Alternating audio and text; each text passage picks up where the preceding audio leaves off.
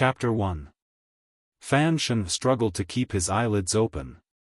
He looked at his fingers and counted the meaningful things he had done in his life. He hadn't even finished counting his 5 fingers, which were as thin as chopsticks, when he sighed and sadly gave up on the task. The smell of medicine in the ward was always so pungent. The old man on the bed next to him had already reported to Xiaofan 2 days ago. It would probably be his turn in a few days.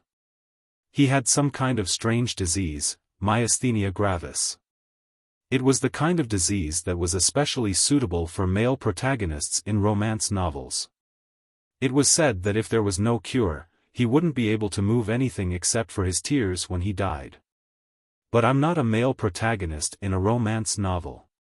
Fan Shen mumbled, but because the muscles in his jaw were useless, it became a string of muffled murmurs. He looked at his middle finger and felt sorry for himself. I'm still a virgin. He really hadn't done anything meaningful in his life. Other than helping an old lady cross the road, giving up his seat on the bus, getting along with his neighbors, helping his classmates cheat on exams. Fan Shen was a good, useless man in the traditional sense. His parents had passed away long ago, so he was left alone in the hospital, waiting for the day his life came to an end. Good people don't get rewarded. In the silence of the night, Fan Shen seemed to be able to clearly see the muscles in his throat slowly relax, unable to relax anymore.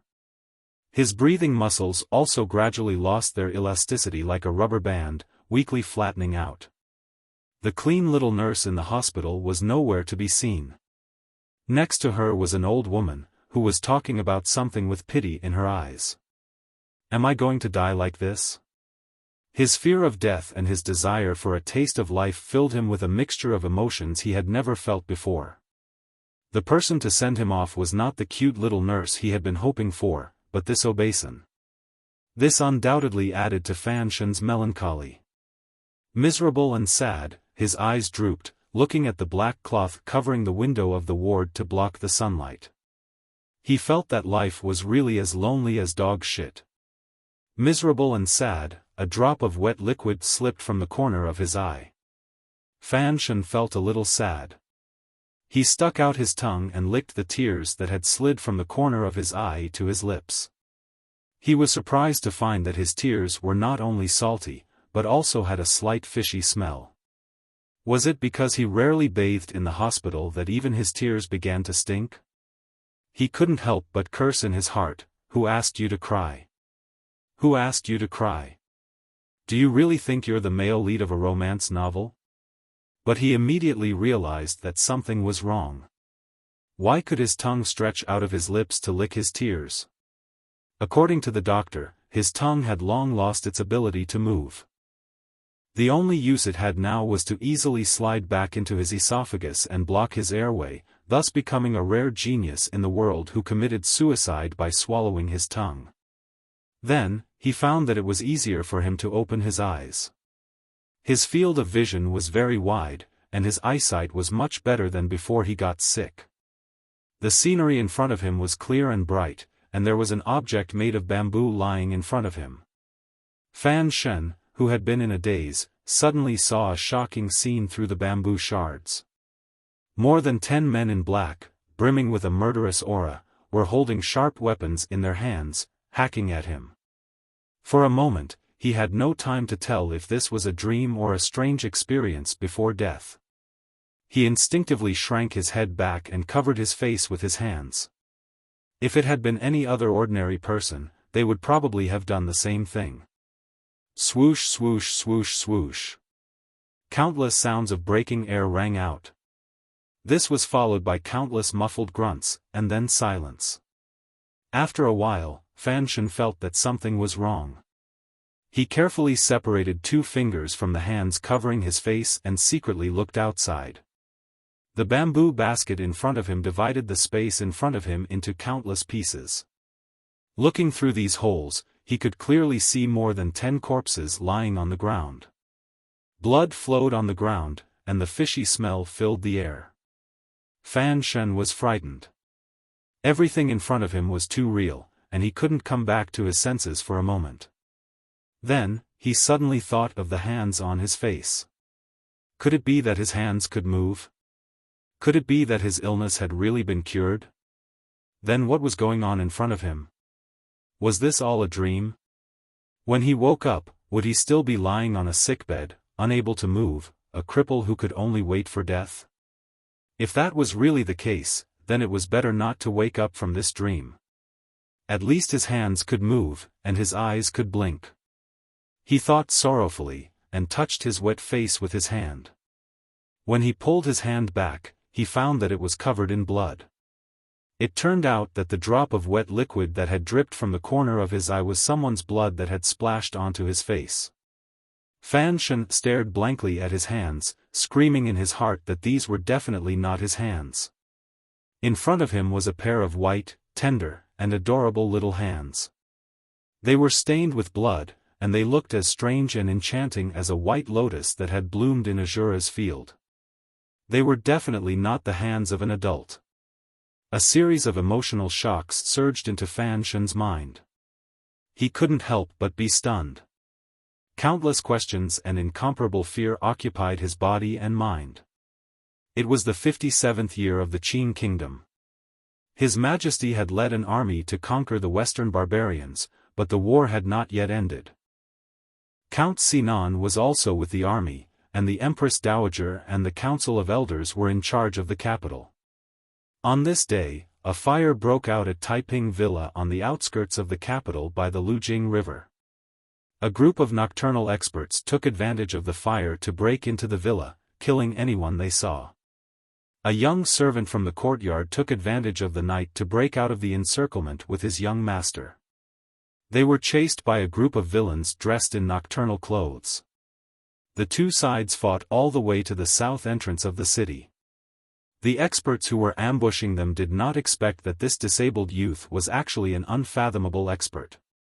Behind the hills, there were unexpectedly reinforcements from the other side. The identities of these reinforcements made these people even more terrified. Black Knights. The assassins, who had been shot to death by crossbow bolts, lay in pools of blood and cried out in anguish. The reinforcements were mounted on horses, wearing black armor. Under the moonlight, they glowed with a faint, soul-devouring luster. Each of the cavalrymen was armed with a hard crossbow, which only the army was allowed to equip. Earlier, the rapid firing of the crossbow bolts had killed most of the assassins. Surrounded by the Black Knights was a middle-aged man sitting in a carriage. His face was pale, and he had a sparse beard on his chin. He looked at the young servant, who was carrying a child on his back, and nodded. He then clapped his hands lightly. The clapping was the signal to attack. The cavalry separated into a group, and like a sickle in the night, they mercilessly charged into the ranks of assassins, who had suffered heavy casualties. Suddenly, a sorcerer among the assassins raised his staff and began to chant an incantation. Everyone present could feel some unknown energy beginning to gather at the edge of the hills. The middle-aged man in the carriage frowned slightly, but did not move. Suddenly, a black shadow leaped out from beside him, flying through the night like a hawk. With a crisp sound, the sorcerer's chanting came to an abrupt end. His head flew high into the air, and blood fell like rain. The middle-aged man in the carriage shook his head. These sorcerers from the West just don't understand. In the face of a true powerhouse, magic is like the Prime Minister's pen. It's useless. Dozens of Black Knights confirmed that the surroundings were safe. They clenched their right fists and made a hand gesture, reporting that the surrounding assassins had been cleared.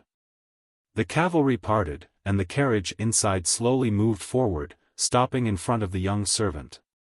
The middle-aged man in the carriage sat in a wheelchair with the help of his subordinates. The middle-aged man with crippled legs pushed the wheelchair under him, slowly approaching the center of the field, toward the young man who had been standing as straight as a spear. Looking at the bamboo basket on the young servant's back, the middle-aged man in the wheelchair finally showed a hint of red on his pale face. Finally, nothing happened. The man carrying the bamboo basket had his face covered with a black cloth, and in his hand was a black iron rod that looked like a sword. Blood was slowly dripping from the iron rod, and beside him were many corpses. The corpses were all experts in the ambush, and there was blood on the throats of the corpses. It seemed that they had been killed in one blow. "I need you to give me an explanation for this matter," the man with the black cloth over his eyes said coldly. The man with the black cloth over his eyes said coldly. His voice didn't tremble, and there was not a trace of emotion in it. The middle-aged man in the wheelchair had a look of pity on his face. "Of course, I will give you an explanation, and I must also give my master an explanation." The young servant with the black bandage nodded and prepared to leave. "Where are you taking this child?" The middle-aged man in the wheelchair said coldly. "You're blind. Do you want the young master to wander the world with you? This is the young lady's flesh and blood. This is also the master's flesh and blood." The middle-aged man in the wheelchair said coldly. "I promise that I will find a very safe place for the young master in the capital." The man shook his head and pulled the black cloth over his face. The middle-aged man in the wheelchair knew that other than the young lady, even his master couldn't order him around. He could only sigh and try to persuade him. "The things in the capital will be settled when the master returns. Why must you take him away? I don't trust your master." The middle-aged man frowned as if he hated what the man said. He paused for a while and said, "A child can drink milk and read. Do you know how to do these things?" He sneered. "Blind man, what else can you do besides killing?" The man wasn't angry. He gently pushed the bamboo basket on his back. "Cripple, it seems like you only know how to kill." The middle-aged man smiled sinisterly. This time, only the nobles in the capital took action. "Once the master returns, I will naturally start to clean them up."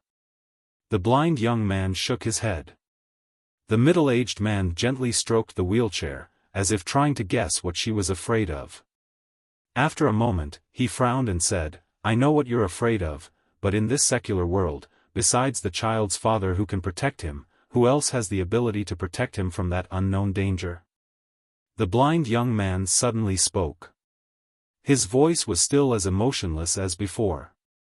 "A new identity, a life without being disturbed." The middle-aged man thought for a while and nodded with a smile. "Where?" "Danzhou Port. The master's mother is currently living there." After a moment of silence, the blind young man finally accepted the arrangement. The middle-aged man smiled as he pushed the wheelchair to the back of the blind young man. He reached out to take the child from the bamboo basket and sighed as he looked at the child's adorable face that looked like a snow sculpture. "He really looks exactly like his mother. He's so beautiful." He suddenly laughed out loud. "This little fella will definitely be successful when he grows up." His subordinates stood in silence a distance away. When they suddenly heard their master laughing so happily, though they remained calm on the surface, deep down, they were extremely shocked. They wondered how important the child was. The blind young man tilted his head and reached out to take the child back. Though he was more innocent than normal humans, he was unwilling to let the child's face be too close to the venomous snake's hand. At the same time, he used a one-syllable word to express a purely polite question. The middle-aged man smiled as he looked at the child's face. There was an indescribable and especially terrifying feeling in his smile.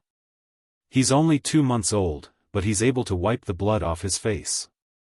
After experiencing such a terrifying thing tonight, he can still sleep so soundly. He's really—" He suddenly lowered his voice to make sure that his subordinates could not hear him. "The child of a heavenly meridian."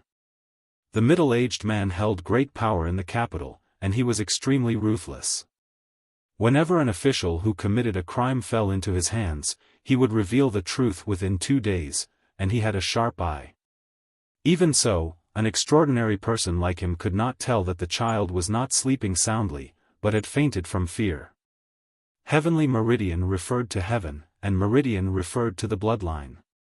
A heavenly meridian referred to the bloodline left behind by heaven in the human world. According to the legends in this world, a bloodline left behind by heaven in the human world would awaken every few centuries. This bloodline could represent an undefeatable battle prowess. For example, there was a great general in the distant ancient country of Nas. When his country was about to be destroyed by the barbarians, he used his bravery and battle prowess to assassinate most of the members of the barbarian primitive parliament. There were also some heavenly meridian who displayed great talent in art or wisdom, such as the great wizard Paul and his wife, the playwright Fu Bo, who had just died 300 years ago in the West. Naturally, no one could prove that they were the bloodline left behind by heaven for the suffering of the human world. But in reality, these people brought peace and many other things to the human world. Moreover, all of the heavenly meridian disappeared without a trace. No one, not even the country, could find a trace of them. They just suddenly appeared and suddenly disappeared. Other than leaving behind some obscure records, there was nothing to prove their existence. The middle-aged man in the wheelchair happened to be one of the few people who knew of the existence of the heavenly meridian. For some reason, after Fan Shan died, his soul came to this world, and just like that, he was inconceivably reincarnated into the body of a baby. Moreover, this baby's father or mother was unexpectedly the mysterious and unfathomable heavenly meridian of the continent. At daybreak, the battlefield had already been cleaned up. The carriage slowly moved up the stone road to the east. Behind the carriage, a group of black cavalry and a pale, middle-aged man sitting on a wheeled horse formed a very strange and enchanting scene. The carriage hit a stone, and the sound of a ripple woke up the baby lying flat on a soft silk cushion. The baby's eyes left the faces of the people who had saved his life somewhat listlessly, and looked in front of the carriage. Unlike the wandering gaze of an ordinary baby, it was incomparably clear, but unable to focus, and had a few traces of something that could not be explained clearly. No one knew that such a soft little body actually contained a soul from a different world. As far as the eye could see, the curtain of the carriage fluttered in the oncoming wind, revealing a corner of the green mountains outside the carriage and the long stone road behind it. It was like countless pictures, continuously rewinding. In front of the carriage, the blind youth was tightly gripping the iron drill in his hand. His eyes were covered with a black cloth, covering both his eyes and the sky. Chapter 2. Danzhou Port was to the east of the kingdom of Qing. Although it was by the sea, several ports in the south had recently been built, and the expected sea route to the west had long been connected. As a result, the center of the country's trade had shifted south. The port gradually showed signs of decline, and the bustling port in the past had become quiet a few years ago. Seagulls flew freely, no longer harassed by those hateful sailors. On the other hand, the residents that lived in Danzhou Port did not feel that their lives had changed much. Their income had decreased, but His Majesty had exempted them from taxes for a few years, so they were living quite well. Besides, the port was very beautiful, and it was quiet now, so it was naturally more suitable for people to live in. Occasionally, some big shots would choose to build their manors here. But because it was too far from the capital, not many officials actually stayed. The only one who could be considered as such was the old lady in the courtyard in the west of the city. It was said that the old lady was the mother of Count Sinan in the capital, and had chosen to retire here. The residents of the city knew that Count Sinan seemed to be greatly appreciated by His Majesty, and that he had not been sent out in accordance with the law. Instead, he had stayed in the capital to work in the Ministry of Finance, so most of them were respectful to the old lady.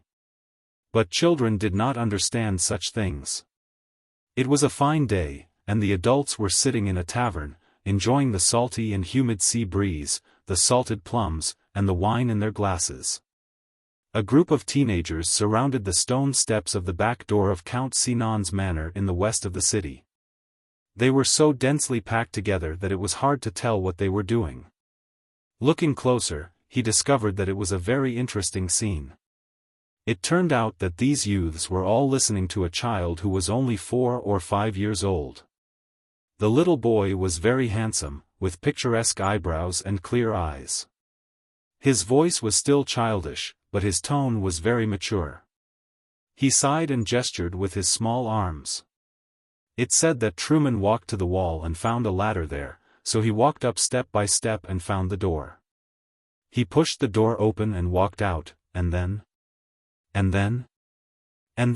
naturally, he returned to the world.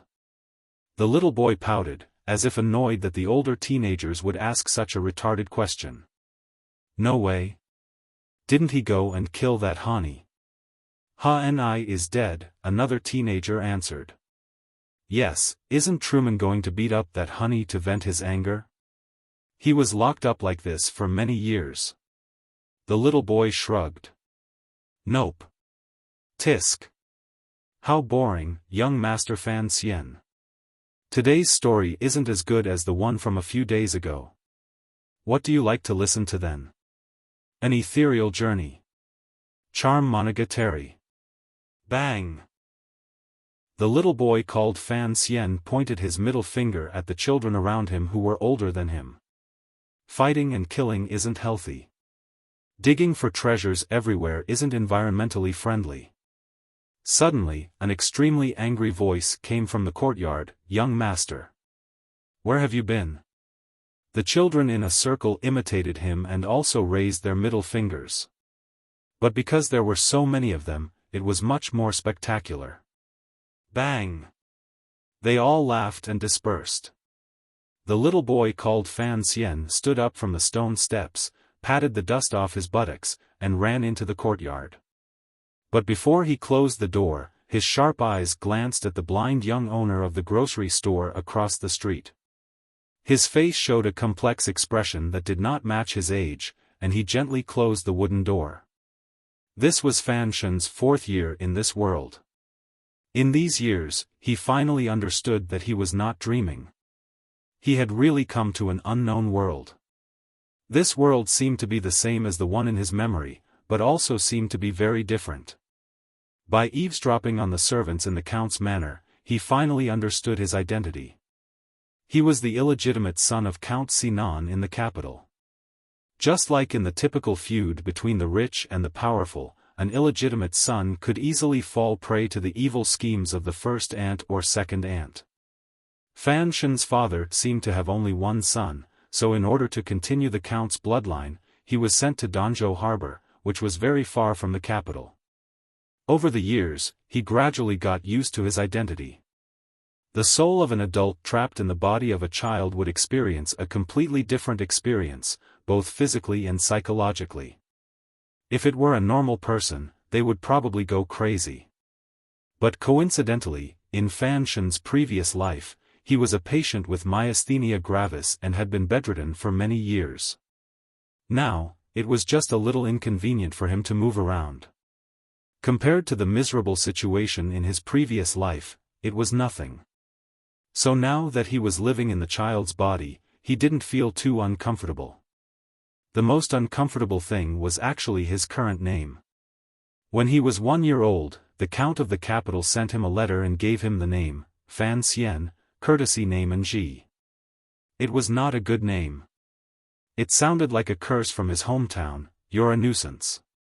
But his appearance was only that of a child, so it was impossible for him to object verbally. When he was treated in the hospital in his previous life, he could still move his head, so he often begged the cute little nurse to buy him pirated DVDs and books. After living in the Count's residence for a long time, although the old lady was cold on the outside but warm on the inside, and loved him very much, and the maids in the residence did not treat him differently because of his identity as an illegitimate son, the pain of not being able to communicate with others still made him a little unhappy. Could he tell the maids that he was from another world? Could he tell the teacher that he actually recognized all the words in the book? So he often sneaked out of the Count's residence's side door and played with the commoners' children on the street. More often than not, he told them stories, movies, and novels from his world. It seemed that he wanted to remind himself of something, to remind himself that he did not belong to this world, and that there were movies, the internet, and YY novels in his world. Until today, for some reason, he told the movie The Truman Show. The movie's plot was a little dull, and there was no Jim Carrey acting cute, so he should have known that the teenagers in Donjo Harbor would not like it. But he still told it. Because deep in his heart, there was always a sense of absurdity. He was clearly a person who was going to die, so why was he suddenly reborn in this body? He could not help but think of the movie. Perhaps, the people in front of him, the streets, and the seagulls flying in the sky were all arranged by someone? Just like the Truman Show. In the end, the Truman Show discovered that the world he was in was fake, so he resolutely took a boat and found the exit. But Fan Shen, no, it should be Fan Xian, knew that he was not the Truman Show. This world was real, and it was not a big film studio. So he found that telling stories every day to remind himself that he was from another world was a very absurd action in itself. Chapter 3. The only good thing about his rebirth was that his limbs were now nimble, and he could jump about. Fan Xian was gratified by this realization. Those who had not suffered from his disease would probably find it difficult to feel this kind of happiness. He comforted himself by thinking that perhaps this was a gift from God. It took him 4 whole years to figure out this problem. Since he had the chance to live again, why not live it to the fullest? Since God had bestowed a new life upon him, if he did not live it well, would that not be disrespecting God? For example, since he could move now, why not move more? So all the servants in the count's manor knew that this young master, born of a concubine, was someone who could not sit still. "Young master, I beg of you, come down quickly." At that moment, Fan Xian was sitting at the highest point of the artificial mountain in the courtyard, looking at the distant horizon with a smile. But in the eyes of the servant girl, a 4-year-old child had climbed to such a high place, and had such a mature smile. It was obvious that the little fellow had lost his mind. Gradually, more and more people gathered at the foot of the artificial mountain. 7 or 8 servants surrounded the mountain anxiously. Although Count Sinan was appreciated by His Majesty, his rank was not high, and his official position was not high. He did not have much income, and even if he did, he could not possibly spend it all on his mother and illegitimate child. As a result, there were not many servants in the count's estate. Fan Xian looked at the anxious faces of the people at the foot of the artificial mountain and could not help but sigh. He obediently climbed down. "It's just a little exercise. What's the rush?" The servants had long since become accustomed to their young master's strange habit of imitating the way adults speak. They took him in their arms and went to take a bath. When Fan Xian came out, his lips red, his teeth white, his body fragrant and tender, the servant girl picked him up again. Smiling, she caressed his face and teased, "Young master, you are born like a young lady from another family. Who knows which young lady will live a good life in the future?" Stupidly, Fan Xian didn't respond. He wasn't going to use the mouth of a 4-year-old to tease a teenage servant girl. He didn't want to do such a tasteless thing. He would wait until he was 6 before he began this great and challenging work. "It's time to take a nap, little ancestor." The maid patted the little fellow's buttocks. They had always found it strange that although the young master of the count's estate was young and had begun to show signs of naughtiness, he had always maintained the self-discipline and hard work of an adult. For example, taking a nap. Anyone who had a normal childhood would always remember the glorious deeds of how they fought against the demons who forced them to sleep under the bright and beautiful noontime sun. Some of the demons called him father, some called him mother, and some called him teacher. But young Master Fan Xian was the kind of person who never needed to be forced to take a nap. Every noon, he would put on his most adorable and innocent smile, obediently return to his bedroom, and begin to sleep. He would not make a sound in the middle of it all. At first, Madame Dowager didn't believe it and asked the maids to keep an eye on the little fellow. She thought that he was using sleeping as an excuse to fool around on the bed. However, after watching him for half a year, she found that the child was really in a deep sleep every time. Even shouting at him was difficult to wake him up. From then on, the maids no longer paid attention to this matter. Whenever he slept, they would usually keep watch outside. It was summer, and the maids were naturally very tired. They tilted their bodies and gently waved the little fans in their hands. Occasionally, a firefly would dance in the wind. Returning to his bedroom, Fan Xian climbed onto the bed and lifted the mat covering it. He carefully took out a book from a hidden compartment he had dug out from underneath. The cover of the book was slightly yellow, and it looked a little old, but there was not a single word on it. However, there were some patterns embroidered on the corners of the book that represented some unknown meaning. Every stroke was curled up at the end, like a flowing cloud, or like the corner of a wide sleeve that had a rather ancient charm. He gently flipped open the book to the 7th page. There was a drawing of a naked man, with some faint red lines on his body. He didn't know what kind of paint had been used to draw them, but it gave the viewer the illusion that these lines were slowly flowing in a certain direction. Fan Shen sighed. His appearance was only that of a 4-year-old, so he didn't dare reveal too much of his true nature. Fortunately, he had this book to help him pass the time of extreme boredom. This book had been left to him by a blind youth named Wuxia when he was very young. Fan Shen had always remembered that blind youth, the servant of his mother in this world. When he had been trapped in the body of a small infant, he had spent time in the arms of that youth. They had traveled from the capital to this port by the sea. Perhaps the youth had thought that he was too young to remember anything. But Fan Shen's soul was not that of an ignorant infant. Along the way, he could tell that the blind youth's care for the infant came from his heart, and could not be faked. But for some reason, after the blind youth had taken Fan Shen to Count Sinan's manor, he had left. No matter how much the countess had tried to persuade him to stay, he had not. Before he left, he had placed the book next to the infant's body. Fan Shen had always been puzzled about this. Was the servant not afraid that he would blindly practice? When he thought about it, he realized the reason. He was a child, and there was no way he could recognize the words in the book. Naturally, he was not afraid of any problems. But Fan Shen just so happened to recognize the words of this world.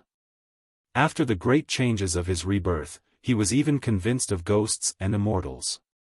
He was even more convinced that the book before him, which looked like a prop from a Hong Kong TV series, was some kind of Jinqi training method. It was a pity that it did not have a name. Otherwise, he could go to the children on the street and ask them if this Jinqi training method was powerful or not. Thinking of this, Fan Shen laughed foolishly. Since the wretched heavens had given him a second chance, he had to cherish it. This internal force was something that did not exist in his previous world. Even if the nameless breathing method before him was nothing special, he could not stop himself from practicing it at the age of 1. One must know that this was only a few realms lower than if one had started training in the womb. Everyone in the world, including the great grandmasters who were worshipped as gods, could not be like Fan Shen, no matter how talented they were. They could not start practicing internal Jinqi from birth. What was this called? The early bird catches the worm. The clumsy bird flies first. Furthermore, he could not be more stupid than those youths who had just begun to learn martial arts, could he? As Fan Shen thought about this, the Jinqi, which he could already feel, began to flow through his body, following the lines drawn in the book. It was a very comfortable feeling, as if a warm stream of water was cleansing every inch of his internal organs. Gradually, he entered a meditative state and fell asleep comfortably on the bed. Chapter 4. What Fan Xian didn't know was that he was practicing an extremely advanced method of internal strength. If he was a normal warrior, he would practice it with extreme caution, and would ask a teacher or a trustworthy friend to help watch over him. The most dangerous part of this method was at the beginning. When accumulating energy into the snow mountain in the Dantian, there would be a huge difference in the reaction speed of the cultivator's body and mind. The most direct consequence was that the cultivator's bodily functions would become like that of a vegetable, unable to move. If the cultivator had no experience, it was easy to mistakenly think that he had gone mad, and force the Xinqi into his body. If the cultivator was lucky, he might be able to return the chaotic Xinqi to his meridians, but that would mean that the practice would be of no use. If the cultivator was a beginner, he might panic and cause a true demon to invade him. But for a beginner like Fan Xian, not only did he not go mad, but he experienced that mysterious feeling more easily than the strong. This was all thanks to his background and luck. When he first started practicing this nameless Xinqi, the body he lived in was still an infant. The innate Xinqi from his mother's body had not yet been completely returned to the world, and was still in his body. Thus, his practice was twice the result with half the effort, and he even managed to store a large portion of the innate Xinqi in his meridians. And for Fan Xian, the demon that was the easiest for a cultivator to encounter, was not difficult at all. Don't forget, in his previous life, Fan Xian had been bedridden for many years. He had long gotten used to his brain not being able to direct his body, so he did not panic when he encountered this situation for the first time. Instead, he felt the warmth of finding the remnant memories of his past. So when he first started practicing, he was not very afraid when the Xinqi began to scatter, making it impossible for his body to move. Because he was fearless, his mind was free of distracting thoughts, and he easily passed through the most difficult hurdle. From then on, practice became simple. He only needed to silently recite the method, and he would naturally enter a meditative state. So for Fan Xian, his daily naps were very sweet, and could not be woken up by thunder. It was extremely difficult for ordinary cultivators to enter a meditative state, because it required luck and coincidence. For this child to meditate every day was an indescribable luxury. The heavens really did care for him. When she woke up, she rolled her fresh and lovely face in the towel in the servant girl's hand, which was considered washing her face. In the afternoon, he began to study with a teacher from Donghai County, who was specially invited by the Earl's mansion, in the study. The teacher was not very old, about 30 years old, but his body gave off a very old and rotten smell. 10 years ago, the kingdom of Qing had begun a literary reform movement. It had begun with an essay by Mr. Hu, the head of the Secretary Pavilion, on literary reform. Today's literary scene was the battleground between ancient and modern literature. The so-called ancient language was the classical Chinese from Fan Xian's memory, while the modern language was similar to the vernacular, but the wording was more elegant. Fan Xian's teacher was a fan of the ancient school of literature, so he taught Fan Xian what to read every day. Although these books were not the same as the 4 books and 5 classics of Fan Xian's previous world, the wonderful thing was that many of their contents were not too different. They were also divided into Confucianism, Moism, legalism, and Taoism. As a result, Fan Xian began to wonder where he was the first time he attended the class. The summer was hot and stuffy, and the study was steaming. The teacher pushed open the south window, and the sound of cicadas could be heard outside. Together with the cool breeze, it was a beautiful scene. The teacher looked back and saw his pupil sprawled on the table in a daze. He was about to reprimand him, but when he saw that beautiful little face, his heart softened. The teacher actually admired his pupil. At such a young age, he could speak clearly, and could understand a thing or two about the profound meaning of the predecessors recorded in the books. For a 4-year-old urchin, this was not easy. The teacher had his own doubts. Count Sinan was a little too impatient, and the requirements in his letter were too high. He had no choice but to start teaching the 4-year-old the scriptures. In an ordinary household, at this age, he would only be learning a few words and reciting a child's education.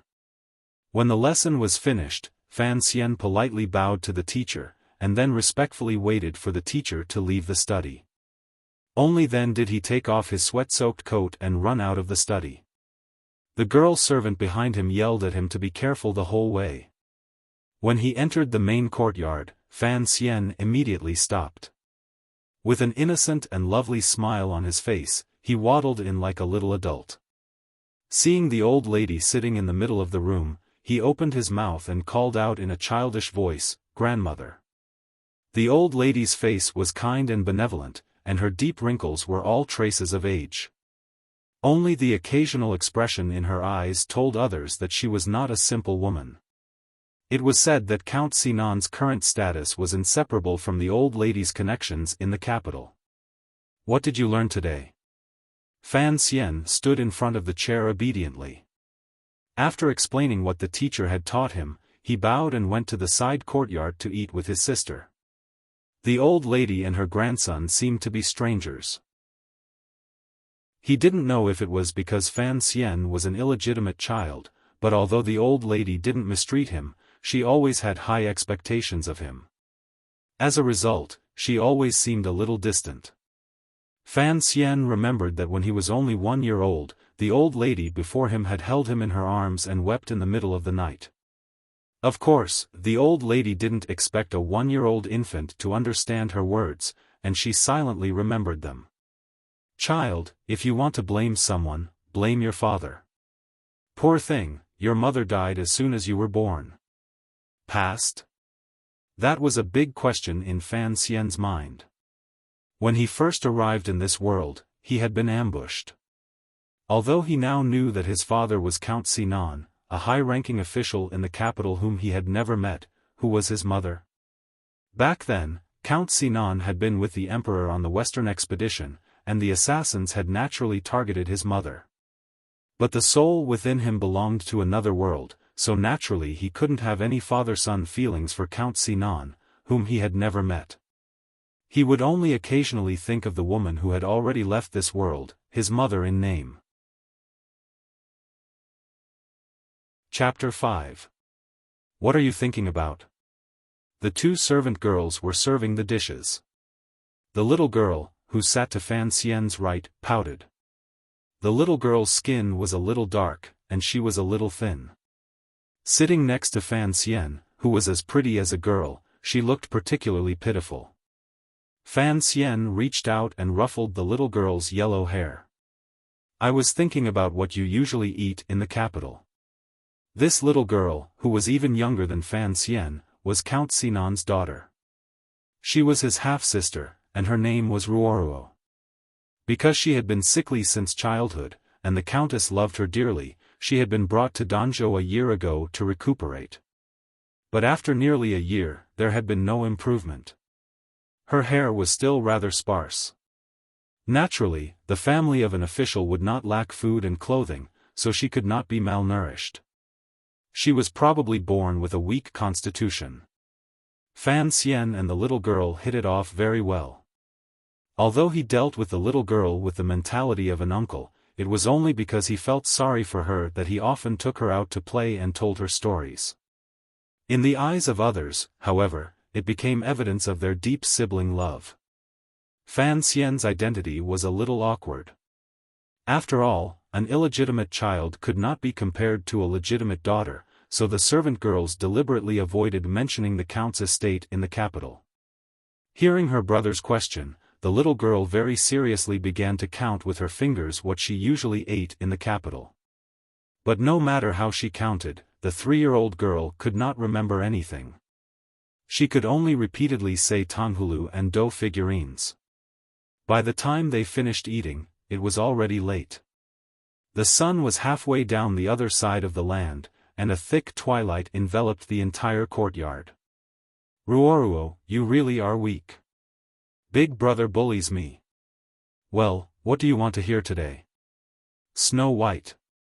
Fan Xian suddenly laughed. Fortunately, there was no one else around, or they would have been shocked to see the strange smile on the face of a 4-year-old boy. "Big brother will tell you a ghost story, okay?" "No." Fan Ruoruo was startled. She shook her head vigorously, and 2 clear streams of tears rolled down her tanned cheeks. It was clear that she had been tormented by many ghost stories in the past year. Bullying little girls was just one of Fan Xian's vices. He was best at bullying servant girls. He often told them ghost stories, which would scare the youthful girls into screaming non-stop. They would all huddle together on the bed, shivering. Although it was impossible for Fan Xian to tease them verbally in order to hide himself, he could still enjoy a fragrant embrace at this time. He comforted himself that he was still a child and was still in the stage where he needed to be touched. This was not considered shameless, but a very normal need. Every time the maids were curious about how a young man like him could know so many terrible stories, Fan Xian would blame it on the teacher. Therefore, the maids were now looking at the teacher with a somewhat unfriendly gaze. They thought to themselves, Lord Count spent a lot of money to hire you to teach the young master, but you actually told him a ghost story. Not only did you scare the child, but you also scared us flowers. You've committed a great sin. As usual, after the ghost story was over, the two maids looked shocked but still satisfied. They helped the little fellow wash up and then closed the door to let him sleep. It seemed to be another ordinary night. Fan Xian put the hard porcelain pillow under his head to one side, and went to the wardrobe to take out a winter robe. He tidied it into a square, and it became a pillow. He leaned against the pillow, but his eyes were open, shining in the dark. He did not fall asleep for a long time. Although he had accepted the fact that he had been reincarnated into this world, he could not necessarily get used to it. It was probably around 9 o'clock at night, and it was very uncomfortable to have to sleep. Moreover, he had slept in bed for a long time in his previous life. He touched the surface of the bed and found that the secret compartment he had made could not be seen by others. He relaxed a little, and very naturally, the Jinqi in his body began to flow slowly, and he could enter the state of meditation at any time. The moment before he entered the state of emptiness, Fan Xian thought about how he should live in this world. How should he live for the next few decades? Before he had time to enter the vegetative state and fantasize about his future wives and concubines, he was awakened by an uninvited guest. "Are you Fan Xian?" A person suddenly appeared in front of his bed. The person's eyes were a cold color, and there was an unusual brown in his pupils. It was obvious at a glance that this person did not love life very much. It was a very polite question, but if it came from the mouth of someone who sneaked into your bedroom in the middle of the night, covered his face, holding a knife in his hand, and carrying a few small bags on his waist, it would undoubtedly be very frightening. Fortunately, Fan Xian was not a real 4-year-old boy. Otherwise, when he saw this strange uncle, he would certainly have cried out at the first moment. Even if he thought about it with his toes, he could tell that a person who could quietly enter the Count's manor at night was certainly a powerful and ruthless fellow. If he cried out, he would certainly be killed. Thinking of this, Fan Xian could not help but feel proud of his ability to remain calm in the face of danger. He coughed twice and suppressed the incomparable nervousness in his heart. Pretending to be the most adorable child, he threw himself forward. "Dad, you're finally back." A 4-year-old boy threw himself into the arms of an assassin, his eyes brimming with tears. His hands were tightly wrapped around the assassin's waist, but the child's hands were too short to wrap around the assassin's waist. All he could do was grab at the assassin's clothes, as if afraid that the assassin would run away. Perhaps because he grabbed too hard, the boy tore a piece of the assassin's clothes with a tearing sound. The Nightwalker frowned. He didn't seem to move, but he pulled himself out of Fan Xian's embrace. He stood there in a daze, as if wondering why the illegitimate son of Count Sinan would call him father. At the same time, he was puzzled. His clothes were of the finest quality, and even a knife would not be able to easily cut them. How could this child tear them with his bare hands? He was puzzled, and Fan Xian was even more puzzled. When there was no one around, Fan Xian would often use rocks from the rockery to test the power of his nameless Jinqi. When he discovered that his slender little fingers could, with some difficulty, crushed the soft stones, he had a certain degree of confidence in his ability to defend himself. With great difficulty, Fan Xian had used the 4-year-old boy's crying trick to make the assassin lower his guard. Then he had gathered all his jinqi into his fingers, thinking that he would be able to subdue the assassin. Who knew that he would only be able to tear off a few pieces of cloth? It seemed that something was about to happen. Chapter 6. Although Fan Xian looked like he was only 4 years old, he was a mature soul on the inside. The blood and corpses of his first day in this world were firmly imprinted in his mind, so he had always felt very uneasy. He knew that his unclear past would one day bring him trouble. It seemed that trouble had finally come today. His sneak attack had failed, so he couldn't use the same trick again. He sobbed pitifully, trying to confuse the Nightwalker. At the same time, his mind raced, trying to think of a way to escape. If he called for help, the Nightwalker would certainly kill him in a very short time. Seeing that the Nightwalker was not making any moves, it was clear that he had been stunned by Fan Xian's random call of "Daddy." Fan Xian's mind worked very quickly. Seeing that his sneak attack had failed, he relied on his innate advantage of being too young. He looked at the Nightwalker and began to cry. "Daddy, Daddy." As he cried, he nervously began to think of a way to escape. "There's no need to pretend, Master Fan." The Nightwalker's tone was very indifferent, but it didn't seem to be dangerous. "It seems that you are very clever, knowing how to protect yourself at such a young age. But you should know very well that I am not the Count." Having said this, the Nightwalker gestured with the knife in his hand, and then approached the 4-year-old Fan Xian. Fan Xian's face was still innocent and flawless. Tears streamed down his cheeks, but his heart tightened. He sobbed. "Then who are you, uncle? I was sent by your father to see you, so don't call me that." The Nightwalker's eyes were a little brown, and he looked a little ugly. The wrinkles at the corners of his eyes gave away his age, and the way he spoke made Fan Xian think of those old men who tricked little girls into looking at goldfish. But Fan Xian didn't show it. He still perfectly played the part of a 4-year-old child, a little fear, a little surprise, and a little anger. "You're not Daddy." Then, as if he didn't see the knife in the Nightwalker's hand, he twisted his little butt and climbed onto the bed. "I don't even know what Daddy looks like," he muttered. The Nightwalker laughed darkly and walked over to the bedside. Suddenly, the little boy turned his head to look behind the Nightwalker. His eyes flashed with surprise. "Mommy," he cried. This was a very tricky move. If it had been anyone else, they probably wouldn't have been able to fool the Nightwalker. After all, the Nightwalker was a master who owned an independent laboratory in the capital.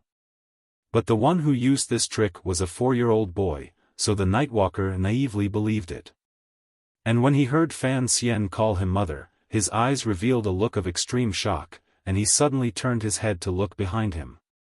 Behind him was naturally the tightly shut door and the thick darkness of the night. Bang! A crisp sound rang out in the bedroom. The Nightwalker lay on the ground with blood all over his head. Fan Xian held the half-broken porcelain pillow in his hand and looked at the man on the ground with lingering fear. He weighed the broken pillow in his hand, gritted his teeth, raised his small arm, and viciously smashed it into the back of the man's head. This was a muffled sound, and the person had used a lot of strength. Even if this Nightwalker was a grandmaster, he would not be able to wake up for a while after being hit by this heavy pillow. The chief maid's voice came from outside. "What's wrong?" "It's nothing, sister. I broke a cup. I'll come back tomorrow to fix it." "How can we do that? What if you hurt the young master's foot?" "I said I'll do it tomorrow." Hearing the gentle, innocent, and adorable young master throw a rare temper tantrum, the maid shut her mouth and said nothing more. Fan Xian walked back to the wardrobe and struggled to pull out a winter quilt. Then he tore the quilt into strips with 2 fingers and twisted them, firmly tying up the unconscious nightwalker on the ground. Only now did he realize that his back was completely wet. A trace of lingering fear welled up in his heart. Whether it was in his previous life or this one, this was the first time he had tried to kill someone. Although he didn't know if he had killed the man, he had taken too much of a risk. If the man really was a master of martial arts, then he would certainly have lost his life. He put his hand under the nightwalker's black mask and found that the man was still breathing. For some reason, Fan Xian suddenly had the thought of killing him to silence him. But then he realized that after his rebirth, he seemed to have become much more resilient. He had acted so ruthlessly, without the slightest hesitation. He didn't realize it himself, because in the heart of the child called Fan Xian, he had already died once. This rebirth was especially precious, so he wouldn't allow anyone to harm his life. Only when you're drunk do you know the weight of life. Only when you're dead do you know the weight of life. It was that simple. Holding the knife in his hand, Fan Xian thought about it again and again. He still couldn't make up his mind to kill the unconscious nightwalker. Suddenly, he thought of someone, and his face lit up with joy. He quietly opened the door, ran to the backyard, and crawled out through the dog hole. He came to the grocery store on the corner of the street across from the Count's mansion. Knock, knock, knock, knock. He gently knocked on the door of the grocery store. The sound was very soft, and in the quiet night of Danzhou, it didn't travel far. But Fan Xian knew that the person inside could certainly hear the knocking. Although that person had pretended not to know him for 4 years, when things came to this, Fan Xian could only think of one person he could trust. "Who's there?" An extremely calm and emotionless voice came from the grocery store. Fan Xian thought that this person was still the same as he was back in the capital, speaking and doing things in a methodical manner. He rolled his eyes and said quietly, "I'm Fan Xian." Sure enough, as Fan Xian expected, the wooden door of the grocery store opened without a sound. The blind youth stood like a ghost in the doorway, giving Fan Xian a fright. Fan Xian looked at the person in front of him who had brought him to Danzhou harbor. He looked at his cheeks and the black cloth covering his eyes, which didn't seem to have changed in the past 4 years. He was a little curious. Could it be that this person didn't age? Chapter 7. But there was still an unconscious assassin in his bedroom, so he had no time to ask. Someone came to kill me, and I knocked him out. He's lying on the floor. The blind youth tilted his head slightly. His heart skipped a beat, but his face remained expressionless. He bowed his head and said, "What nonsense are you talking about, young Master Fan? I don't have time to pretend to be profound. You have to pay attention to me." Fan Xian chuckled, thinking, "Why are you still pretending not to know me at a time like this?" He took the blind youth by the hand and walked in the direction of the manor. "Young master, you're still talking nonsense." The blind youth frowned slightly, as if wondering why the child in front of him seemed to know who he was. When he had sent Fan Xian, still in swaddling clothes, to Danzhou, Fan Xian had only been a few months old, so he shouldn't have had any memories. Could it be that the Count's wife had told him who he was? It was late at night, and a few mournful barks could be heard in the distance. Someone had woken up in the middle of the night and found the wrong door. The blind youth, Wuxia, had a cold expression on his face as he listened to Fan Xian. Finally, he moved. He closed the door of the grocery store and walked toward the Count's manor. Fan Xian breathed a sigh of relief and hurried to catch up. Outside the Count's manor, the two of them crawled back through the dog hole and stood in the bedroom, looking at the unconscious assassin on the floor. Fan Xian looked at the man on the floor. He didn't know if he was dead or alive, so he couldn't help but feel a little nervous. "Uncle Wuxia," he asked, "you've been staying in the grocery store these past few years, not daring to recognize me. Why?" The blind youth, Wuxia, tilted his head again. After a while, he said, "Young master, you really surprised me." He was indeed surprised. Although he knew that the child in front of him was the lady's child, there had to be something different about him. But Wu Zhu hadn't expected him to be so mature at the age of 4, and to be able to plot against Master Fei, who had come to the capital. "Let's deal with this person first." Fan Xian turned the assassin over with some effort and took off his mask, revealing the assassin's true appearance. The assassin's face was thin, and he was already a little old.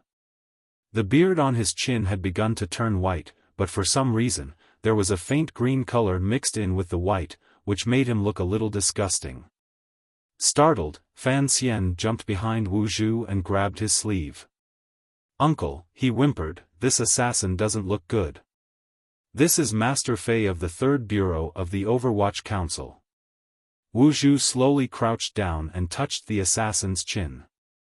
"He is one of the 3 most adept poisoners in the world. He is an expert in using, identifying, and detoxifying poisons. To think that such a formidable character would be ruined by you with a porcelain pillow. I don't know if you're too lucky, or if he's too unlucky. It's his bad luck." Fan Xian thought to himself. Although he was surprised by the name of the man on the ground, he realized that he had run into a monster who looked like an infant but had lived 2 lives as a demon. His luck was not very good. "Don't touch him with your hands. What if he's poisoned?" Fan Xian reminded Wu Zhu. Wu Zhu did not stop moving, nor did he explain anything. But the way he moved made Fan Xian feel that he was telling him that there was no poison in this world that could kill him. Fan Xian frowned and asked, "Uncle, what do we do with this man?" He wasn't the type of person who was overly familiar with others. It was just that in this world, this blind young man was the first person he had ever known, and the only person he could trust completely. He also knew that this man was a formidable martial artist, so he deliberately acted cute and respectful, saying the word "uncle" over and over again. His eyes darted around, and finally fell on the knife. He gritted his teeth, thinking that he might as well stab this Master Fei to death. Sensing his actions, Wu Zhu stood up and shook his head. "Your temperament is far different from the lady's. You're so young, yet you're already so ruthless. I don't know who taught you that. I learned it myself." Fan Xian didn't dare offend the only martial artist he could trust. He said respectfully, "I know that you've been guarding the grocery store to protect me. I also know that you were afraid that my mother's enemies would find me because of you, so I didn't stay in the Count's manor. So I had to be ruthless." Wu Zhu shook his head again, and said nothing. Fan Xian knew that this master servant of his mother was beginning to suspect him. He laughed and asked, "Uncle, what should I do next?" His meaning was clear. It was better to let Uncle Wu Zhu do the killing. Unexpectedly, Wu Zhu said, "Young master, you've hit the wrong person." "Huh? Hit the wrong person?" Fan Xian was stunned. He slowly lowered his head to look at the assassin on the ground, his face covered in blood. "But I've already hit him, so there's no need to think too much about it." Wu Zhu said calmly, "Master Fei is the head of the 3rd Bureau of the Overwatch Council. His secret identity, to be precise, he's the subordinate of your father's subordinate. So I don't think he came to Danzhou to kill you. If he really did come to kill you, I believe that no matter how capable you are, you would have died countless times over." Only then did Fan Xian remember that the assassin on the ground had said that his father had sent him, but... Damn, he looks like Teabag. Who would believe a pervert like him? Fei Jia had been staying in the Institute of the Overwatch Council in the capital these past few years. He was an old man in his 50s, and although he had the reputation of being a master of poisons, he was in a semi-retired state. If it weren't for the fact that someone powerful had asked him to come to Danzhou to teach, and that he didn't have the courage to refuse, he would never have left the capital. But he hadn't expected that the first time he saw his student, he would be beaten up so badly. he would bleed half a bowl of blood, and almost lose his life. He looked at the little boy in front of him, and found that his face was innocent and adorable. His big eyes flickered with a hint of fear and shame. Such a cute little face, coupled with his identity as a little boy, left him with nowhere to vent his anger. Turning his head, he saw a servant, and prepared to vent his anger on him. "Who are you? Hurry up and untie me. I'm Master Fei, who was hired by the Count with a lot of money." Unexpectedly, the servant seemed to be even more arrogant than he was. Ignoring him, he said coldly, "The agreement between me and your superior doesn't seem to include you as a teacher." "Master Wu?" Fei Jia widened his murky, brown eyes. When he saw the servant's appearance, he was shocked. "Master Wu, it's you." Hearing the assassin call himself Fei Jia after waking up, Fan Xian felt that the matter was indeed puzzling.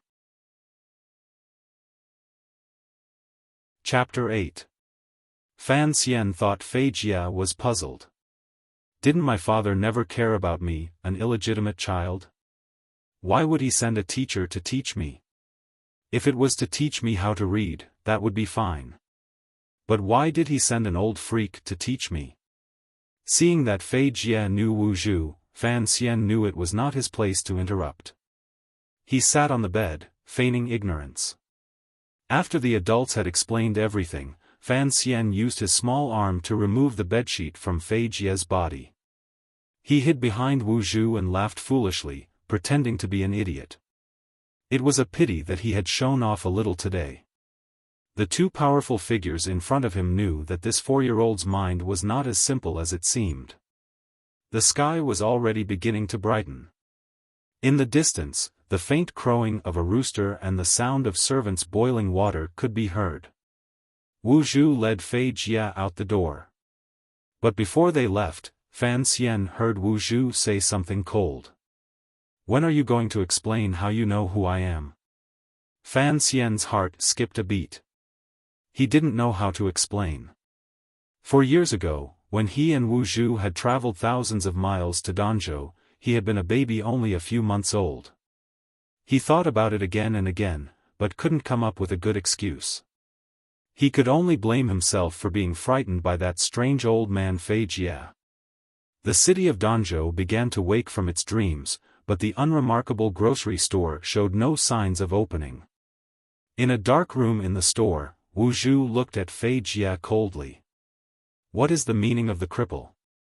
Although Fei Jia could be considered a master in some areas, he couldn't help but feel a little anxious when he thought of the rumors about the cold-blooded and ruthless young man in front of him. "The young master has to grow up," he replied. "One day, you will have to face the problems of the capital. If you prepare early, you will have a better chance of success." Wu Zhu raised his head and looked at him. Although he knew that the man before him was blind, Fei Jia felt that behind the black cloth, there was a murderous glint staring at him. He smiled. "If Master Wu has any objections, I can return to the capital immediately. I believe Master Wu will respect your opinion." Wu Zhu shook his head. "I don't think the cripple sent you here for a simple reason." "Not bad." Fei Jia thought that only the man in front of him would dare to call the headmaster a cripple. He bowed and replied, "The headmaster hasn't been able to find the box left behind by Miss Wu. He's worried that it might be found by someone with ulterior motives, so he'd like to ask for your guidance." "There's no need to look for it. The lady destroyed the chest before she died," Wu Zhu said expressionlessly. Fei Jia nodded and turned to leave. Suddenly, he frowned and said, "I always feel that the young master is a little strange." "Fifth master, he is only 4 years old, yet you let him practice such an overbearing Zhen Qi cultivation method. Aren't you afraid that something will happen? The strange part is yet to come. I didn't teach him his Zhen Qi cultivation method either." Wu Zhu looked at the poisonous creature that was about to become his young master's teacher. "I'll have to trouble you," he said lightly. Fei Jia touched the dull ache on his head. He felt that these words seemed to be a bad omen, so he took his leave with a bitter smile. After he left, the blind Wuxia entered a secret room in the grocery store and stared blankly at a dust-covered chest in the corner. His eyes were still covered by a black cloth, but it was obvious that he was thinking about something. During the day, a strange teacher came to the Count's manor. After handing in his name card, he was personally received by the Countess. Somehow, he gained the Countess' trust and became the second teacher of the Fan family's young master. The maids had long since spread the news, and they all felt it strange. How could a man with a bandaged head, who looked like an old scoundrel, be qualified to be their young master's teacher? In the study, Fan Xian was obediently massaging Mr. Fei's back. Last night, he had knocked Mr. Fei's pillow, and now he had to quickly curry favor. "Teacher, you can't blame me," he said in a childish voice. Deep down, he felt disgusted. "You had a knife."